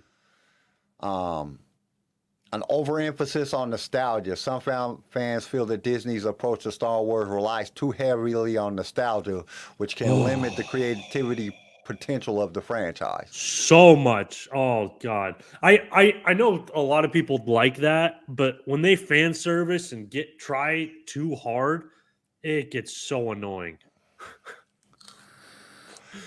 So I agree with that one. I agree with that one too, because nostalgia is something that's great if it's used in the right context. Once you start changing the context of the character, like they did with Boba Fett, it ruins the nostalgia. Like, you know how many people that were Boba Fett, like super fans that don't even like Boba Fett no more? Like, I was talking to a guy the other day, he was like, Boba Fett was like my favorite character ever. And watching Boba Fett ruined that character for me. Like, I don't even like him no more. Yep. And I'm like, damn, that's kind of fucked up, but I understand where you're coming from. I'm the same way. I definitely lost, like, Boba Fett used to be badass to me, and now I'm just like, whatever, Boba Fett. The disregard for the expanded universe. Disney's acquisition of Star Wars meant that the company disregards much of the expanded universe content, which some fans felt was a significant loss. Or bringing certain aspects into canon, which I don't disagree with, like Revan and Bane and, which George Lucas kind of brought Bane in when he brought in the Ruler too. But, some of the other things that they have done, it just doesn't make a lot of sense. Like, okay, this doesn't fit with, like Luke Skywalker being able to force project is a Legends thing. Right. And we don't know of any Jedi in any of the other stuff that can force project. This has never been something that's been put out in the original trilogy or the prequel trilogy. And to bring that in, it's cool that you brought it in, but then the way that you utilize it was bad. Like you could have had him do something way doper than what he did. Yeah. If you're gonna bring this phenomenal, you know, it's like if they brought Shatterpoint in, but he only used it to shatter a freaking, you know, a rock. You know what I'm saying? That would be like, you know, that's not fun. That's not good. You know, so I think that was definitely a disregard for you know, the way that they disregard and brought in some of the stuff. It's not any good. Yeah. And just scrapping Legends or expanded universe all the way around, like a lot of the stuff that they just it kind of caused a giant like hole within the fandom, because then you had everybody arguing about, like, people didn't used to argue about, oh, that's Legends. That's what people would say. Oh, that's Legends. That's not canon. Now you have people in giant ass arguments, you know, the fan base in a giant ass argument about canon and Legends because of what Disney said. You know, so it's like we have two separate things, and then you got rid of one of the things or made it unrelevant, and then turned around and then added some aspects of it into canon. So it caused just a discombobulation within the fans, and fans was arguing, that's not true, that's not right. Well, they see canon now, and it just caused a big headache. I can't even say this word. Culture homogenization. Oh, I don't even know. Homogenization. Culture, okay. Culture, whatever that's. It's like culture. Everything is the same now. Some fans worry that the acquisition may lead to the whatever word that homogenization of the Star Wars franchise, which could erase the unique culture influence that it has made the franchise so compelling. Interesting. And I don't know what the fucking word is. That sounds like gatekeeping to me. Well, they're like, oh, now it's like the culture is. It's like Star Wars is becoming more mainstream, almost. In that, like, it's more like it doesn't have the new stuff, and they're bringing in all this like normal culture stuff into Star Wars. And I can see that, but I don't think there's necessarily anything. I don't know. Like when I seen that as a con, I'm like, 90% of Star Wars fans don't even know what the hell this word means. So how can this be a con? Excessive merchandising. Since the acquisition of Star Wars merchandising has become so ubiquitous, which leads to the oversaturation and decline of quality of products. And we've definitely seen that in like the boxes that are there, the figures. Now you just give me a box. I can't even look at the character inside the box. Yeah, that's why I'm getting on like eBay and Marketplace and buying these older figures. That way I can look at them and know they're not freaking broken, Hasbro. Like that's been kind of. This was definitely confusion over canon, like we were just saying. Yep. With the introduction of new Star Wars content, some fans have expressed confusion over what is considered canon within the franchise. That's definitely a con. Because it's like, all right, like you're bringing like the whole Leia thing. It's just like ruined it. Like what are you talking about? That don't even make sense. We know Leia. Like y'all watched New Hope, didn't y'all? Did y'all watch this before you wrote this script? Did y'all watch this like at all? Did anybody here a Star Wars fan? Because we all know that Leia never. Now you got to do something, and it's almost like they said we're gonna make a season 2. To explain why she don't remember him, but at the same time, the fans didn't like it, so we're not going to make another. We might not make another season, so now we're just going to leave it open for whatever you want to anticipate or whatever you want to guess. You know what happened? Like, no, that's not good. In fact, I said I agree with that. Scrapping the EU is a mistake. Currently listening to the Hero of the Empire trilogy. They could have easily used those books and damn near word for word for 7, 8, 9. Real talk though. The Heir to the Empire storyline was beautiful. Over reliance on familiar characters. Some fans argue that the franchise has become over reliant on familiar characters, which may limit the creativity potentials of new stories and characters. And didn't we kind of talk about that? Yeah, well, see, that's the crazy thing about all of this shit. Like, a lot of the pros and the cons are the same. Right. These are the top 20 of each one that I could find, like what most people talked about.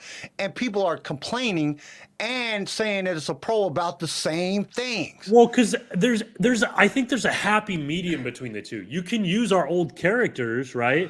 But like do justice to them and make sure you write a good story. But not every single thing needs to be about all these old characters again. You know what I mean? Like, I just think there's a medium to it. So a lot of this stuff I just got off of, like, you know what I'm saying, on StarWars.com in the forums, looking at what people were complaining about, looking at, you know, and it like 10,000 people complained about, you know what I'm saying, the confusion over canon. Right. But then you turn around, you got 10,000 people that are saying that they love that they got new characters and new stuff happen within canon. So it's like, dude, that's exactly the same. So it's like, we're a toxic fandom, apparently. And we just can't agree. I mean, yes, but no. Some of the people are the same people that said for the pro and for the con. And it was like, dude, and when I was writing out my list, and I'm writing down, okay, biggest thing is we're getting all this content, which we're not in no dark time. We're getting all this great content. We wouldn't have this podcast if we didn't have all this new content. The fandom wouldn't be having so much to discuss and talk about. There wouldn't be all these great pros that are happening within Star Wars. We wouldn't have none of these if Disney didn't buy them, because George just didn't. That's not the way he operated. But at the same time, we're losing the creative control that George had on making a story and making a coherent story and being able to, you know what I'm saying? And he left gaps so we could use our imaginations and think about. Yeah, there were gaps intentionally left for a reason, and they were good gaps. You know what I'm saying? Yeah, I mean, even going back to it did not need to be explored. Even going back to I know they haven't really explored it or said anything about it now, but I have a fear that they're going to go into it with this whole Grogu story of where Yoda came from, what his species is. George intentionally left that out, and he stated on numerous times, that's for me to know and you to not. I intentionally put that out or left that out. And so I have that fear that they are going to take away the fun of the Yoda debates by kind of being like, oh yeah, Grogu is a space frogette. I don't like. Chris brought up a good point. He said a con could be that due to Disney's whole sequel trilogy, the fan base has been divided and has caused a lot of toxicity among the fandom. And that goes into the next one. Disrespect for the prequels. Like, before the sequels came out, there were so many people that did not like the prequels. It was constantly getting bashed. And then they came out with the sequels, and then everybody loved the prequels because they realized how good the prequels was when somebody else could make something that was just not good at all.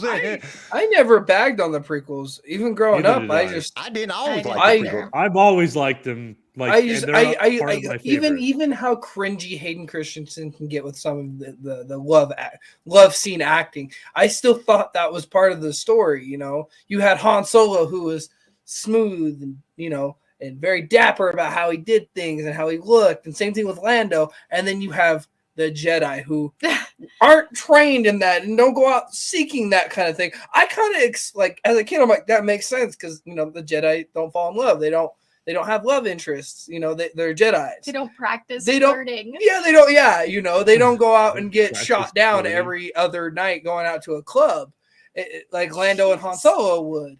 Like, there's a lot there. So me as a kid, it made sense that Obi-Wan was like more smooth with his talking because he's been around a little bit longer and he's been around the galaxy. And then, you know, you got Anakin, who, for the love of God, can't figure out how to flirt without sounding like a creepy little stalker. I don't like sand. It's rough. I mean, and that All right, brings up good to this know, point. buddy. Thanks for that. That brings up this point. Pandering to new audience. Disney acquisition has led to pandering to new audience that expresses of the franchise original fan at expense of the franchise's original fan base, which may be off-putting to longtime fans. And I completely agree with that with a con. You know what I'm saying? Because longtime Star Wars fans, and then only reason you're putting out any content and it's bad content when it comes to the original characters is to bring in the longtime fan base. You're just trying to get it in to promote your new characters. So you're basically going off of new characters because you're pandering to the new audience. And you're kind of putting down the long-term screwing audience. over our old characters that we loved. Real talk. All right. What's the next one? I just, especially because Garrison said it, I just want to address the main one that I saw, and it's fresh in my mind, maybe because I watched it last night. But Leia forcing herself back into the ship. Oh, so bad. I hated that so much. Because, well, you're bringing out things that is impossible. And the only things that happen within Legends or in the expanded universe. You know what I'm saying? In the only time we've seen a Jedi survive in space any time is Plo Koon during the Clone Wars, and he has a breather mask on. Breathing apparatus. Survive in outer space with no breather mask. And that was even addressed in Clone Wars because the troopers had said something, and he's like, "I'll be fine for X amount of time." Yeah, like that was even something that was addressed and explained at the time. So, that's not something that Leia can do. I don't give a damn how good you are of a Jedi. You can't survive in space. Did You're she going just to die. make a force field around her when she was still in the ship? When she was like, no, Bane flew between two atmospheres that was crossing over each other. Exactly. So the two planets came across, and at a certain point in time, the two atmospheres actually went through each other. So when he flew through there, he was flying from one atmosphere into the next atmosphere. He didn't fly actually through space. Gotcha. Chris brings up another sequel one is the forced kiss at the end of Rise of Skywalker was so bad too. Why? Like I was getting secondhand embarrassment. Like, why are you kissing this fool? Oh yeah, that's good. The next one is too much emphasis on the Skywalker saga. The Skywalker saga has been focused on for the majority of Star Wars content since the acquisition, which limits the franchise's potential for exploring new stories and characters. Well, because I think mainly because the Skywalker saga was over. Yeah, like, we were done. You're making more of something that was over. Like, I think that was the problem with it. Depending on the established director, some fans argue that Disney's approach to Star Wars led to over-opinions on established directors, which may limit opportunities for new talent to enter the industry. That's an interesting something thought. I didn't think about that. I mean, when you go back to the original, George Lucas basically did all the originals. Yeah. So I don't know if that's so much I think I would be ready. I would be more adapted to let one director direct the whole story, because as we've seen in Andor, which I don't know, because the Mandalorian had a lot of different. That's kind of a hard one. But you also got to think they sat in a room and made sure that each episode was at least within line with each other. So they you could hop to one to the next, and it didn't be like, well, he was just on this planet. Why the hell is he? What the hell? And then it shoots back to that same planet. Like, they made sure it was like boom, boom, boom, boom, and led to a beautiful matchup story, Yeah. I don't know. That's that could be a pro or a con. But like I said, a lot of these are that. The next one is risk of franchise fatigue. With so much new Star Wars content being released at a rapid pace, there's a risk of franchise fatigue, where fans become oversaturated and disinterested in franchise. And we kind of discussed that earlier. That's like when you just pumping out content at us constantly, there isn't no anticipation for the next thing. You know what I'm saying? which I don't agree with them waiting freaking 2 years to come out with Mandalorian season 3. Like, dude, this seems like freaking eternity, but like, you know, you don't maybe not drop so much content, or at least do it enough different content at different times. Like, why are we dropping like Mandalorian stuff at the same time? Still, oh like, my don't do god! That. Don't do that. Don't drop 2 things at the same time. That's so dumb. Because I mean, and I look at it too when it comes to that. Star Wars team leader, you're like, oh, Infected said, I didn't like the teleporting lightsaber either. Yeah, that was kind of. Oh like, yeah, I ain't never seen teleport. Like how he grabs his original lightsaber when he was training with Luke from behind his back. Where the hell did that come from? Yeah, that's not a damn thing. What you beam it in, Scotty? Like, give me my lightsaber. Like, get out of here. And then Star Wars team leader said he would have burnt up from friction. You're right, Bane would have burnt up from friction. Can't cross through no damn atmospheres. That was kind of stupid too. And then the next one is a lack of original ideas. Some fan areas of franchise have been too reliant on established stories and characters, which may limit the creative potential of the franchise. Which I don't know. It's like 50-50 because we've had way more way more use of established characters than we have. Yeah, Disney does have a problem with creativity for sure. But I don't know if it's like, because I'm fine if you use those characters, you just have to use them well. They don't add anything to the stories, I think, is the problem. Fair. They're creating characters just for they're bringing in these old characters just for the hell of it to get more money and to get more views. Yeah. You know what I mean? Infected said, I think the big delay on Mando season 3 is because Pedro Pascal was working on TLOU. The Last of Us, which is so good, by the way. You guys need to watch it. I haven't watched it. It's like so good, Kyle. I got to watch when I went out of town for work. I kind of got to watch a couple of them, and I was like, "Yo, I need to finish this because this is worth it." Yeah. Well, the thing is, this is like because I played the game, right? So looking forward to the show. I haven't been disappointed, at all. I don't even know what the game. And I was fully expecting to be disappointed and angry, and oh my gosh. It's just been great. So, and this one was kind of just, I don't know why this was even got into the top 20, but a lot of people were talking about it. Disrespect for legacy characters.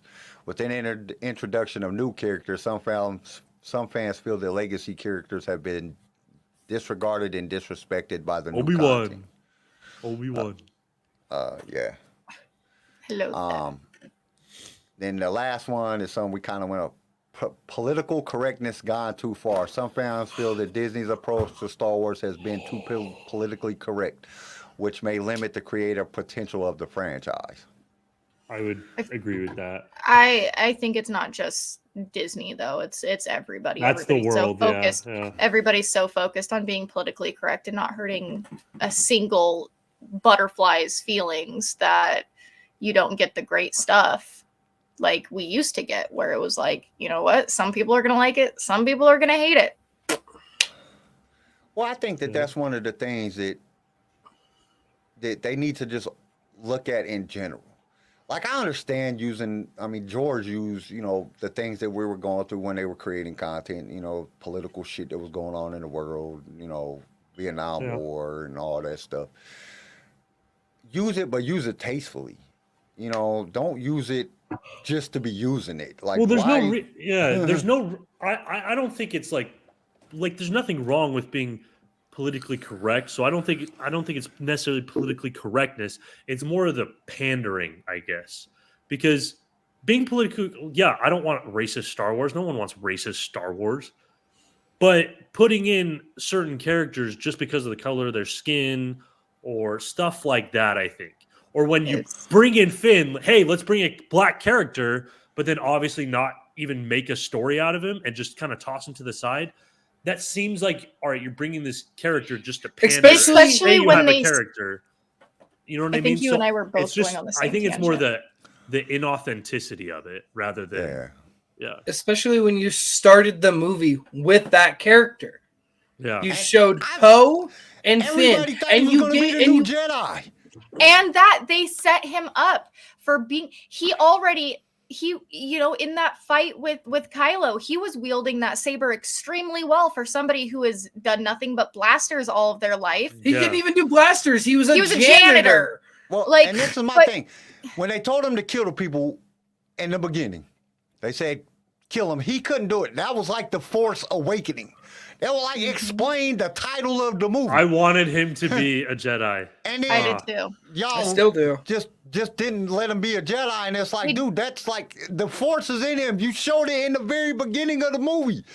Like, I had anticipation built up. Oh, like Finn's going to be dope. Watch. He's going to be dope as shit. And then if I were to make it, Finn would have been the Jedi. Rey would have been like the Padawan. No, Rey would have been like a pilot, like Han Solo. Instead of the pilot because she knows Jedi. well, and she knows everything about ships. Is like, she loved the ship. She loved Han Solo. She wanted to leave and explore and see the galaxy. That's a pilot to me, I think. I don't know. Especially when they just and at the same time they kind of made her a lot like Luke, because Luke was the same way. He wanted That's to true. leave, Luke was he wanted the to same leave way. Tatooine. He wanted to explore. He wanted to do all these things, and then found out, hey, I'm the son of the most powerful Jedi to ever freaking live. Like at that point when we meet him, it was a bad. Yeah, it was okay. Copy. I mean, but also at the same time, sensitive subject. But Luke was a Jedi and a pilot, and we all saw how that turned out. Yeah, he killed the Death Star and took down AT-ATs. And then he went into exile and then died the dumbest way possible. Okay, and like I said, an expansion. That's the very thing we're criticizing. I know. Chris said PC and pushing agendas is what plagues many shows nowadays, and Disney is really bad about pushing agendas and not keeping on an objective story. Mop and broomstick are how many of us learn to wield a lightsaber, so I can see Finn doing a little. Valid point, Chris. Hey, I do it at work on the roof when we're laying up stuff on the roof. I'll grab the broom when we're sweeping it off to put the new stuff down. I'll sit there and just swing it around for a second. I'll be like, "Yep, this feels right. This has got the right weight to it. This would hurt." Oh if I yeah, smack somebody with this. Yeah. Like, so, as we've seen, a lot of the stuff is like literally the same pros and cons. And when I was looking through it, it's the same people were saying the exact same thing for a pro and a con. I'm just at the point that I really think that, after I went through it and like I said, I was writing down the list, that Disney's not doing that bad of a job. There's some places where and issues that I think that they need to work on. But overall, I think they haven't really did that bad of a job with the Star Wars content that they've came out with. Overall, there's probably more good Star Wars content than they've came out with than bad Star Wars content. So I have to rephrase my personal thought process, and I have to really look at myself and say that I can't really put Disney down because Disney is doing a lot of great things for the Star Wars franchise. They really are. And I might not agree with all the things that they're doing, but I have to say that the content that we're getting and how much content we're getting as a Star Wars fan, I'm really enjoying it. I might not like the idea that they're bringing out 2 shows at the exact same time, because that's going to really suck for us to try to cover 2 shows on a Wednesday night. But, I mean, we'll have to work around their schedule. Yeah. I think at the end of the day, like, the people who are annoyed with Disney have valid concerns, and there's valid things that Disney's not doing great. But the people who love Disney and aren't upset by it, there's great things that Disney does too. So I think both sides are right. Like, Disney's great, but other times, it's not the best. So I think we can recognize some of the flaws while still appreciating what Disney's done for the franchise. Yeah. What y'all think, CJ, Tori? We're over here shit talking Garrison. Just kidding. We over here muting the mic so we can bag on it. Overall, like that list you just gave us, there's a lot of pros. You weren't shitting me like when you told us as we were trying to figure out the StreamYard and stuff about this pros and cons as we were figuring it out, there's a lot of pros. There is. I mean, there are some cons that do kind of affect and like wipe out a lot of the pros, but at the same time, if we keep getting more pros, those cons are just going to turn into a non-existent thing. So, well, and like I said, I just looked at the top 20 of each because when I was writing the list, I'm like, dude, we got the podcast, we got so much Star Wars content, and the majority of it is good content, like Mandalorian, Andor, Bad Batch, Tales, Solo, Rogue One. And then when you look at the bad content, we have Kenobi. And I'm not even going to say it's bad content. It's just not. It's up to par. It's not what we expect as Star Wars fans for the characters that they use. And then the sequel trilogy, overall, I think they're probably a good way 50-50 on good versus bad. And we know that's better than having, you know what I'm saying, nothing. 10% good and 90% bad. Yeah. You know what I'm saying? We're at a point, and we have a lot more content to come, and just we have to see where Disney's going to take the Star Wars franchise in the future. Because, I mean, if they push on the thing, and I think they're kind of pushing for a little bit more adult content which would resonate more with us, with Andor and Ahsoka and the Acolyte's supposed to be pretty dark. I think that we got some good Star Wars content coming, and even Visions, like it was just a different aspect of Star Wars, and it was kind of cool. You know, it was kind of cool to get something different. You know, give us a different. Let us use our imaginations and get back to them kid feelings that we were when we first started watching Star Wars. And I don't think that like the bad shows, like, you know, Visions, Garrison doesn't like the cartoons, you know, all of that. I think that a main reason of people not liking things is because it's not what they're used to. And so it's a natural human reaction. When you're not used to something and it's something new, you're going to have your reserves about it. You're going to have your bad thoughts about it. Like, because humans don't like change. We're not a creature of change. It's fine. But like Chris said, and I kind of agree, it's at the end of the day, Disney has guided Star Wars down a more positive path, with the pros slightly outweighing the cons. But there are ways to improve. And I think that a big part of the improvement is coming with, you know, Disney getting the CEO back and him making the changes like we've already seen with the Halcyon, with the Star Cruiser, you know, all of that. We've already seen the little changes that was enraging most Star Wars fans. When the Halcyon came on, everybody was like, yeah, so cool, sweet. And then we saw the price and we're like, yeah, fuck that. That was like a big downer. It was exactly like, and the fact that it's 2 days and you have a certain amount of time for like the stuff that's not scheduled that you can put in your list of things to do. You have to do a time slot, and if you miss it by a minute, they move on to the next person. And it's like, that's not Star Wars at all. Like Star Wars isn't a planned day. Like, you don't know what kind of adventure you're going to go on. Random things can happen all the time in the universe. Make the ship that way. Random things can happen. Kylo Ren shows up, fights Rey, or Chewie needs help here. Like, you don't make it a timed event. Just make it flow. And it's the same thing with Galaxy's Edge.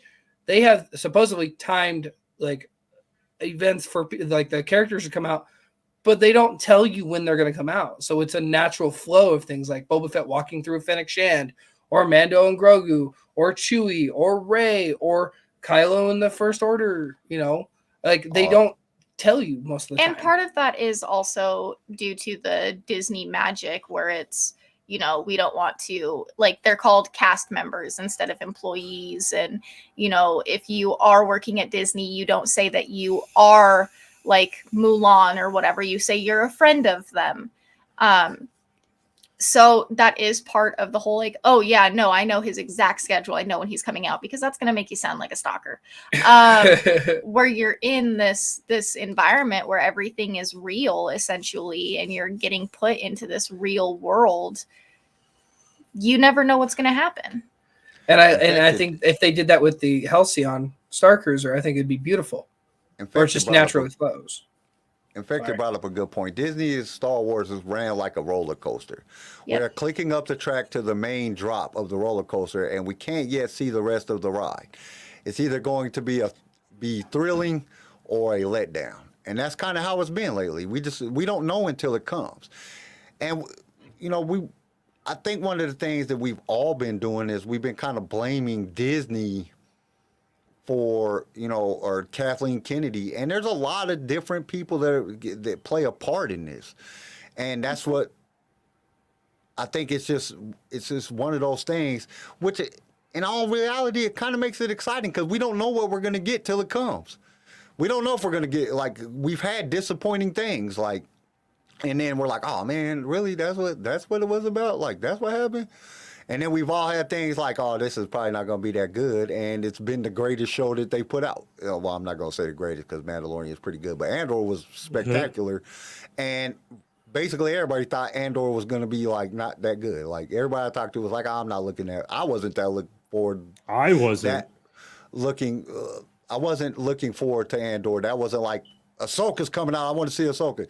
Like, it was just Andor, and then it happened to be one of the best shows. So I think we're in a very good. Disney's in a very good point, and if they keep on the path that they've been and just growing and learning from each thing, I think that we got some good Star Wars coming, and I think it's good for us as a podcast because we're gonna have a whole lot of content to talk about. Yeah, I just think that, which Bob has said that they're gonna slow down the ramp up of everything, Marvel, Disney, everything. They're slowing it down a little bit. They're not going to just be one right after another. They're going to give us some time of anticipation between. Give us a couple months to talk about what just happened. Yeah. Before we already got a new episode of a new season of a new series coming out. Like, I ain't even got time. We ain't even finished talking about the old shit yet. Like, holy crap. Chill. Yeah, like the anticipation and the I just had the word in my head. The after part where you just sit there and the reminiscing of what you just watched and the reaccounting and going back through everything in your head. It does take a while, so you don't get to fully enjoy shows if you are just okay. We gotta go. And that's what kind of scares me about Bad Batch and Mandalorian. Like, dude, dude, literally next Wednesday we're gonna have 2 dope shows on, and we gotta I got to get, because, I try to watch the shows multiple times, so I can get a good idea of what's going on. I can look for the Easter eggs. I can do these things. And with 2 shows coming on, it's going to be rough. Like, it's going to be some not getting a lot of sleep for the first until Bad Batch is over, because that's a lot of work for us to do. And it's kind of like I want to be able to agree it at the. I want to be able to enjoy it at the same time, and it's kind of hard to enjoy it when you're just constantly paying attention to every little thing because you got to set up for the show. So it's going to be an interesting time starting. What is it? Not next Wednesday. Wednesday after that, right? Yeah.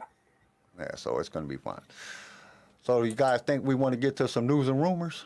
Yeah, let's go. It's been a long episode. We got to bust through it. Yeah. This is Alton Castle for the only news you need, the HoloNet News.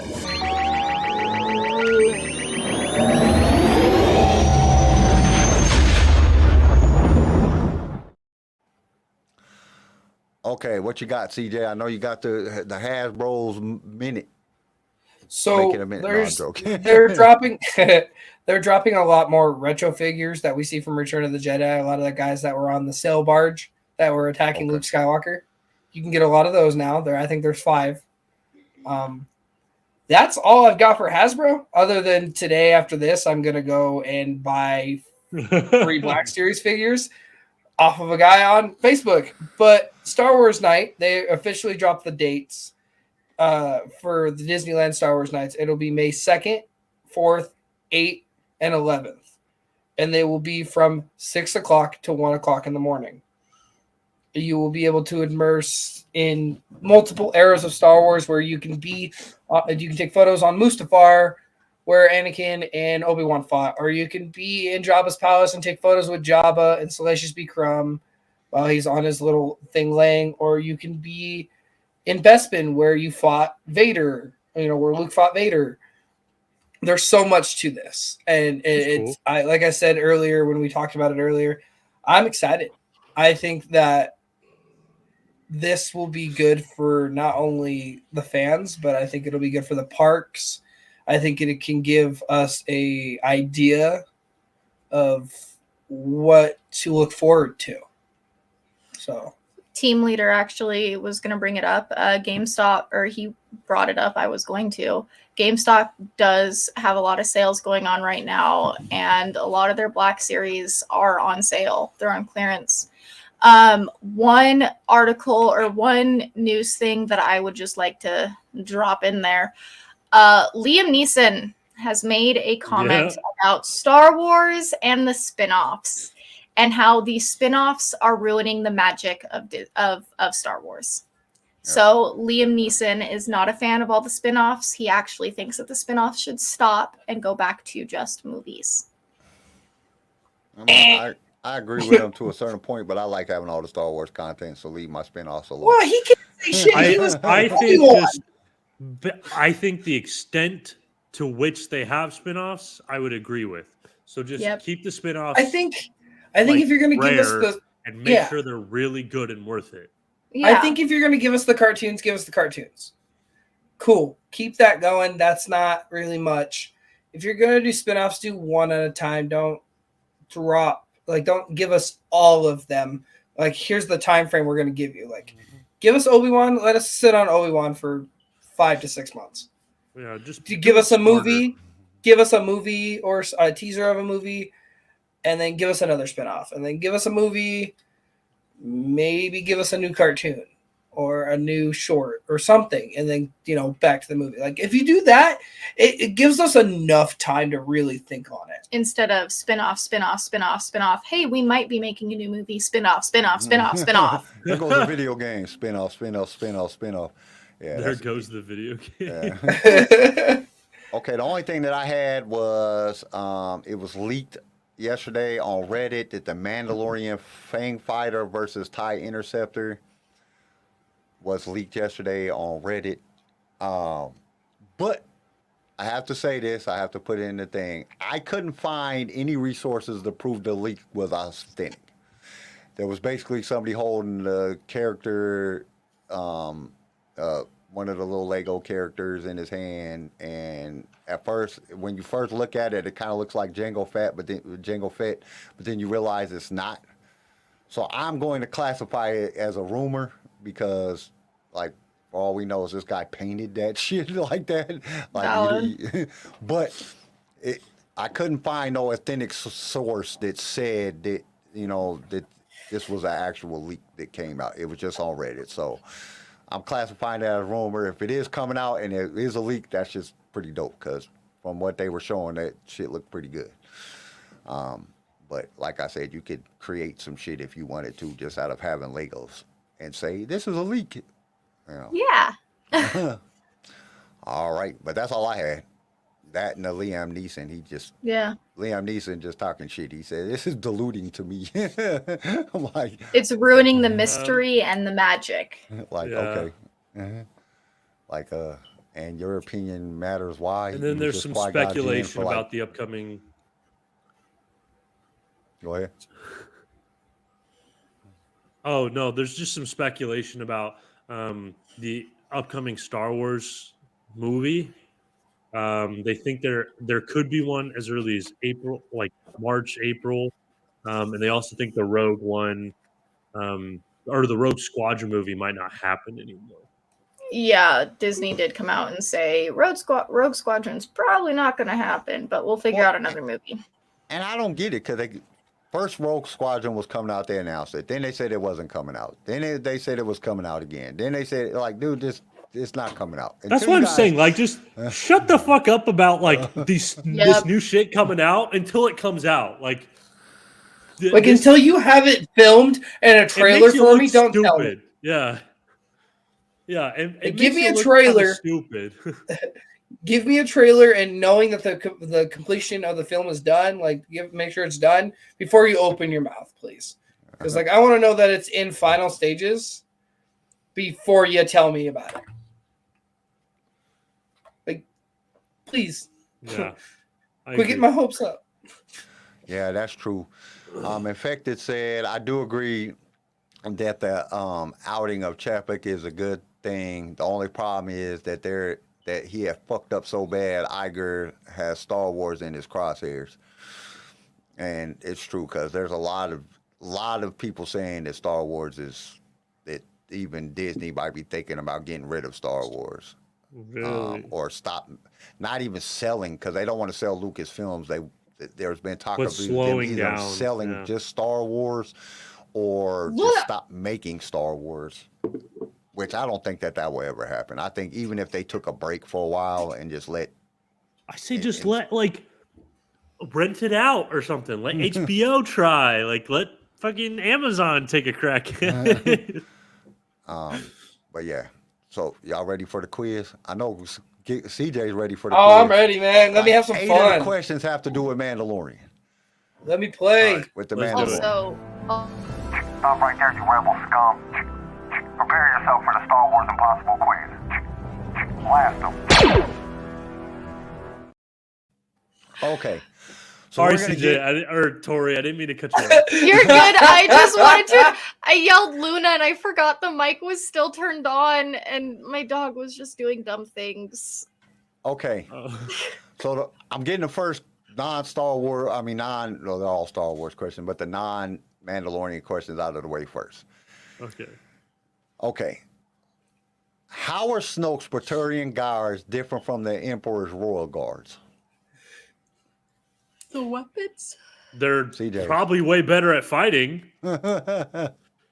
Since Rey struggled and Yoda just tossed him to the side, so they're trained to fight Force users. They were both trained to fight Force users. The weapons are different? Oh. They're red. I was gonna say they're both red. Oh, how are they different from each other? Yeah, how are they different from each other? Like, what's the how uniforms? How are Snoke's Praetorian Guards? I don't know why they didn't just call them guards. I say they're better than Palpatine's. They're better than Palpatine's. Palpatine's guards didn't do shit. The uniforms. They're both the same uniform. Okay, I'm gonna just tell y'all. The armor was able to deflect blaster bolts. I was kind of right. No, they said their armor was different. That's a whole different subject. Longevity versus different attributes. Star Wars team leader said they were not trained by Darth Vader. I'll ask at the end. I heard that they are thinking about selling movie and show rights for single use, like giving HBO a green light for a series and nothing else. Yes, I'd be down for that. HBO live action is a lot better than HBO cartoon. HBO live action is the shiz. Next. Question number 2. What was Obi-Wan Kenobi's droid's full name? R4A5? R4D3. D2. R4D2. 4. R4T3. R4L3. Oh. Damn. Come on, chat. They ain't getting it. Who knows the answer? R4 Pin 15. R4V4. R4D3, RAV4. Chris said RAV4. Okay. It's R4P17. Oh my gosh. Hey, you get why couldn't it be Pin 15? That was a good one. Yeah, that was a good one. Okay. Question number 3. Around what year did the Mandalorians originate? Oh shit. Oh shit. No. Oh god. Because they were the Tong first. Jesus Christ. I don't know how you know It's this. a difficult thought. Didn't we just watch a video about this? Yes, I showed you the history of the Mandalorians. 9,000 BBY. Uh-uh. You're pretty close. Really? Wow. 10,000. You're closer. 7,000 13,000. BBY, Chris. That's pretty close. 6,000. 13. Nope. Okay, I'm just gonna give y'all the answer. Y'all gonna be guessing forever. The Mandalorians originated in 9,991 BBY. God damn, I was so around that time. So 10,000 was pretty close. Total guess, but in what year was the LightSaber created by Tar Vizsla? 542 BBY. Nope. Older. Older. It's 8,999. No, younger. I think it was 1,100 BBY. Pretty damn close. Yeah. 12? In fact, they said 11,000 BBY. They weren't even alive yet. I mean, they were probably there. They were just called something else. The Tong. They were the Tong. 69. No, it's older than that. I'm close. Oh. Okay, I'm just gonna give y'all the answer. It was 1050 BBY. Okay. It's not close. How many different Mandalorians have there been since the creation of Mandalore culture? 3. I was going to say 3. You're pretty close. Now I got legends and canon because I had to put. Oh, you got legends and okay. How many? Okay. How many? What? How many types of Mandalorians? How many different people have been to Mandalore? How many different Mandalores have there been since the creation of the Mandalorian culture? So the leader of the Mandalorian. Oh, kings. You have Mandalore the Great. Pretty close on the canon one. 8. Mandalore the Indomitable. Mandalore the Conqueror. Mandalore the Lesser. And Mandalore the Preserver. And then you have I have no Mandalore. idea. 4. 7. 4 is canons. You got Mandalore the Great, Tar Vizsla, Pre Vizsla, and Bo-Katan. And you're not counting the canon, the expanded universe. No, that's just for canon. Canon, there was 4. You had Mandalore the Great, Tar Vizsla, Pre Vizsla, and Bo-Katan, which I would argue the only one that had the mask of Mandalore was Mandalore the Great. Tar Vizsla had the Darksaber, Pre Vizsla had the Darksaber, and Bo-Katan. I said 4. Did you say? I know, 4? But what's the extended one? You said 4, and then you said you're not taking into it, and then you're like, well, you're also not taking into account. No, I'm sorry. Canon, I'm sorry. so I was just saying I got the legend number and the canon number.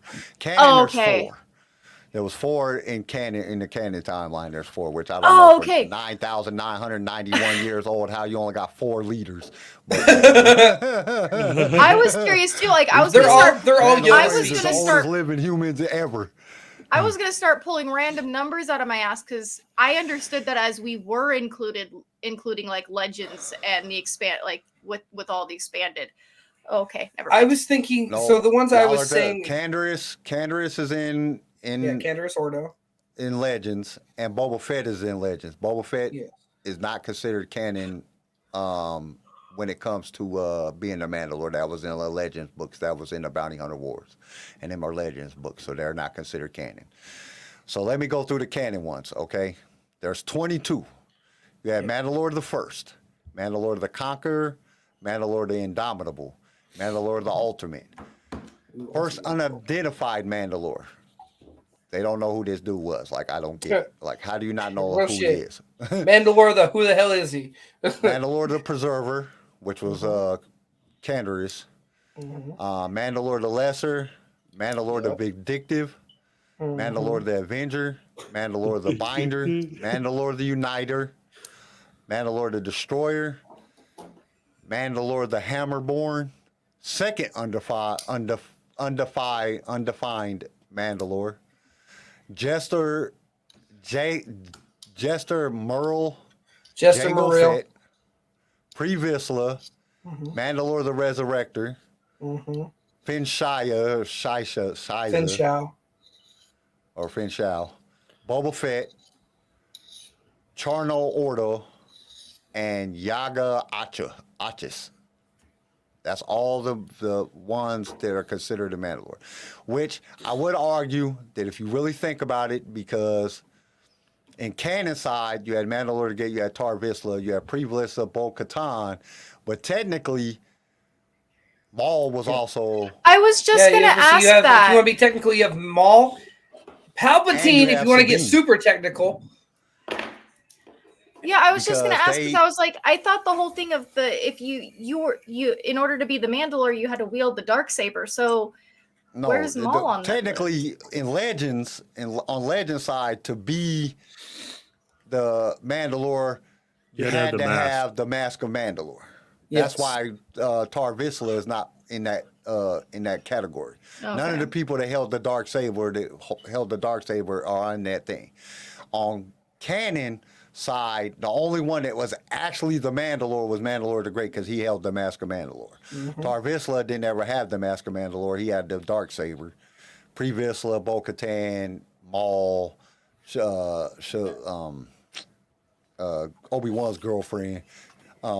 They never had Satine. Satine. They never had the darksaber, or actually, who's the other one? The dude that Maul defeated to get the darksaber. Pre Vizsla. So like they all had the darksaber. So just depending on which one you're looking at on canon or anyway. Yeah, and Din would be included too, because Din has the darksaber now. But I don't get the way that they worded it or the way that they put it. We all know that the Mandalorian culture is set up in houses and clans. According to canon character listing, what are the 3 main houses of the Mandalorian culture? Clan Ren. The 3 Clan houses. Vizsla. House Targaryen, House shush. Targaryen. What are the other ones? And House Fett, isn't it? No. You have House Ren. No. No, Ren was a part of the Wu-Tang Clan. Saxon. You had House. You stupid. House Stark, House Lannister, House Targaryen, House Tyrell. You had House. Well, you had Saxton. Nope. What? Oh. Okay, I'm just gonna give it to you. You have House Cast, House Craze, or however you say it, and then House Vizsla. House Vizsla. Them are the 3 main houses of Mandalorian culture. And Vizsla. How many different main clans are there in the Mandalorian culture? 20. The Wu-Tang Clan. I don't know. You and that Wu-Tang Clan shit. And we're going off of canon here. We're not doing legends. This is canon. 20. So you can't say house order clan order, because clan order is legends. How many are there? How many of them are there? How many different main clans? Because like Fett's a clan, but Fett's under Vizsla. Or not Vizsla, but Rook. Oh, damn, I'm giving y'all the answers. 5.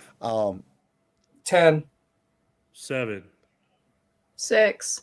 Y'all are 9. just guessing numbers here. 7. 15. 21. There's 8. Fuck you. Clan Order. 7, that close. Clan Eldar. Clan Kazi, or however you say it. Clan Rook. Clan Saxton. Clan Vizsla. Clan Ren. And Clan Mudhorn. Then there's other clans also, but they're underneath these clans. So it's like these clans are underneath the 3 houses. Then you have the 8 main the 8 main clans, and then you have like Fett's under Rook, and then some of the other clans are under there, but they're part of these clans. When they come together, these clans fight with these clans.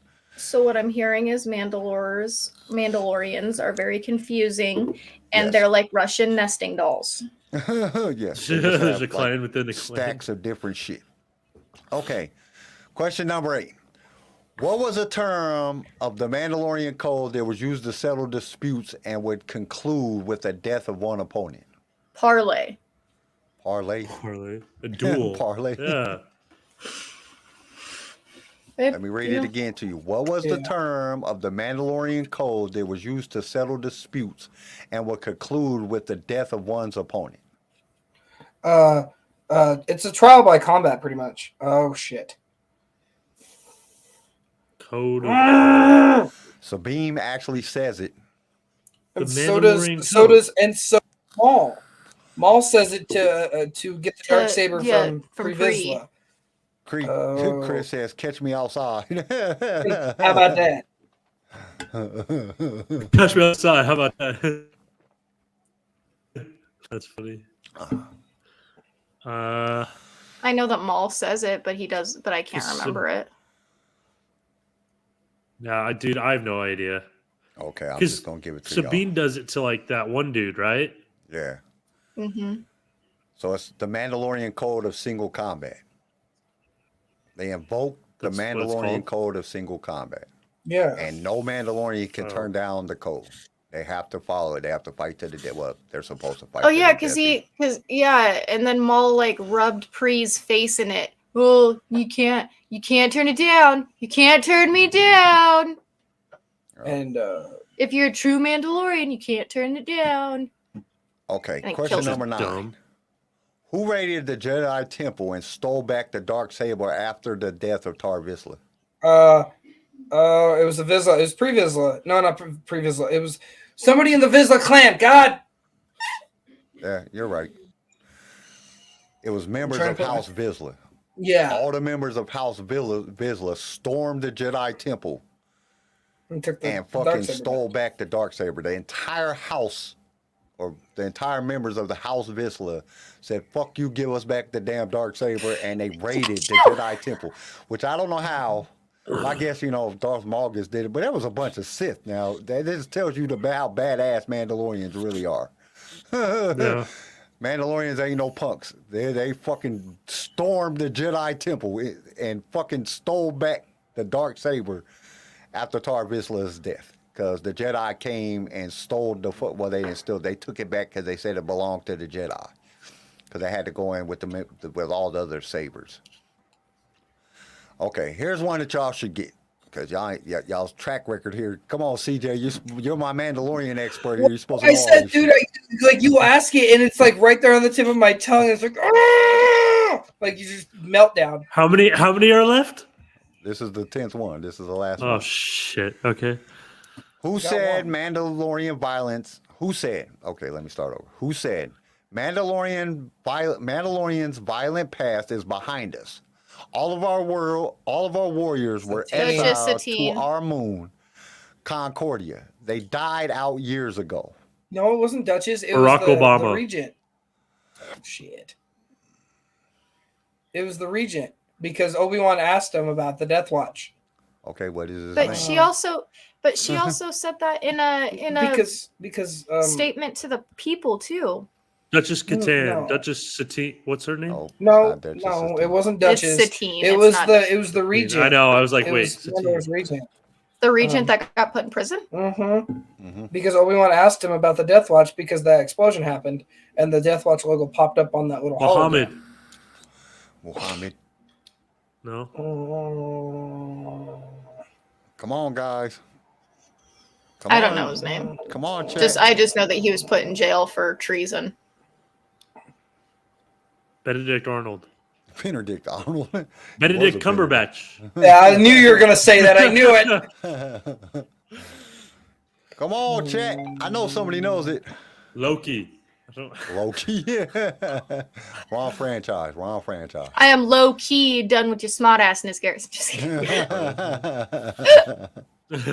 It was that old guy. Yes.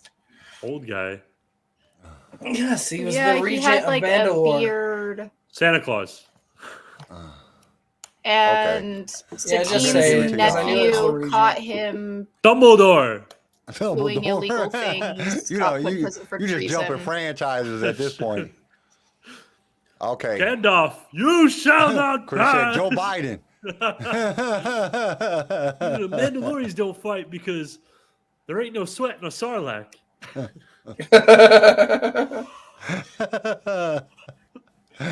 Okay. Yes. Prime Minister Almec. Yes. Almec.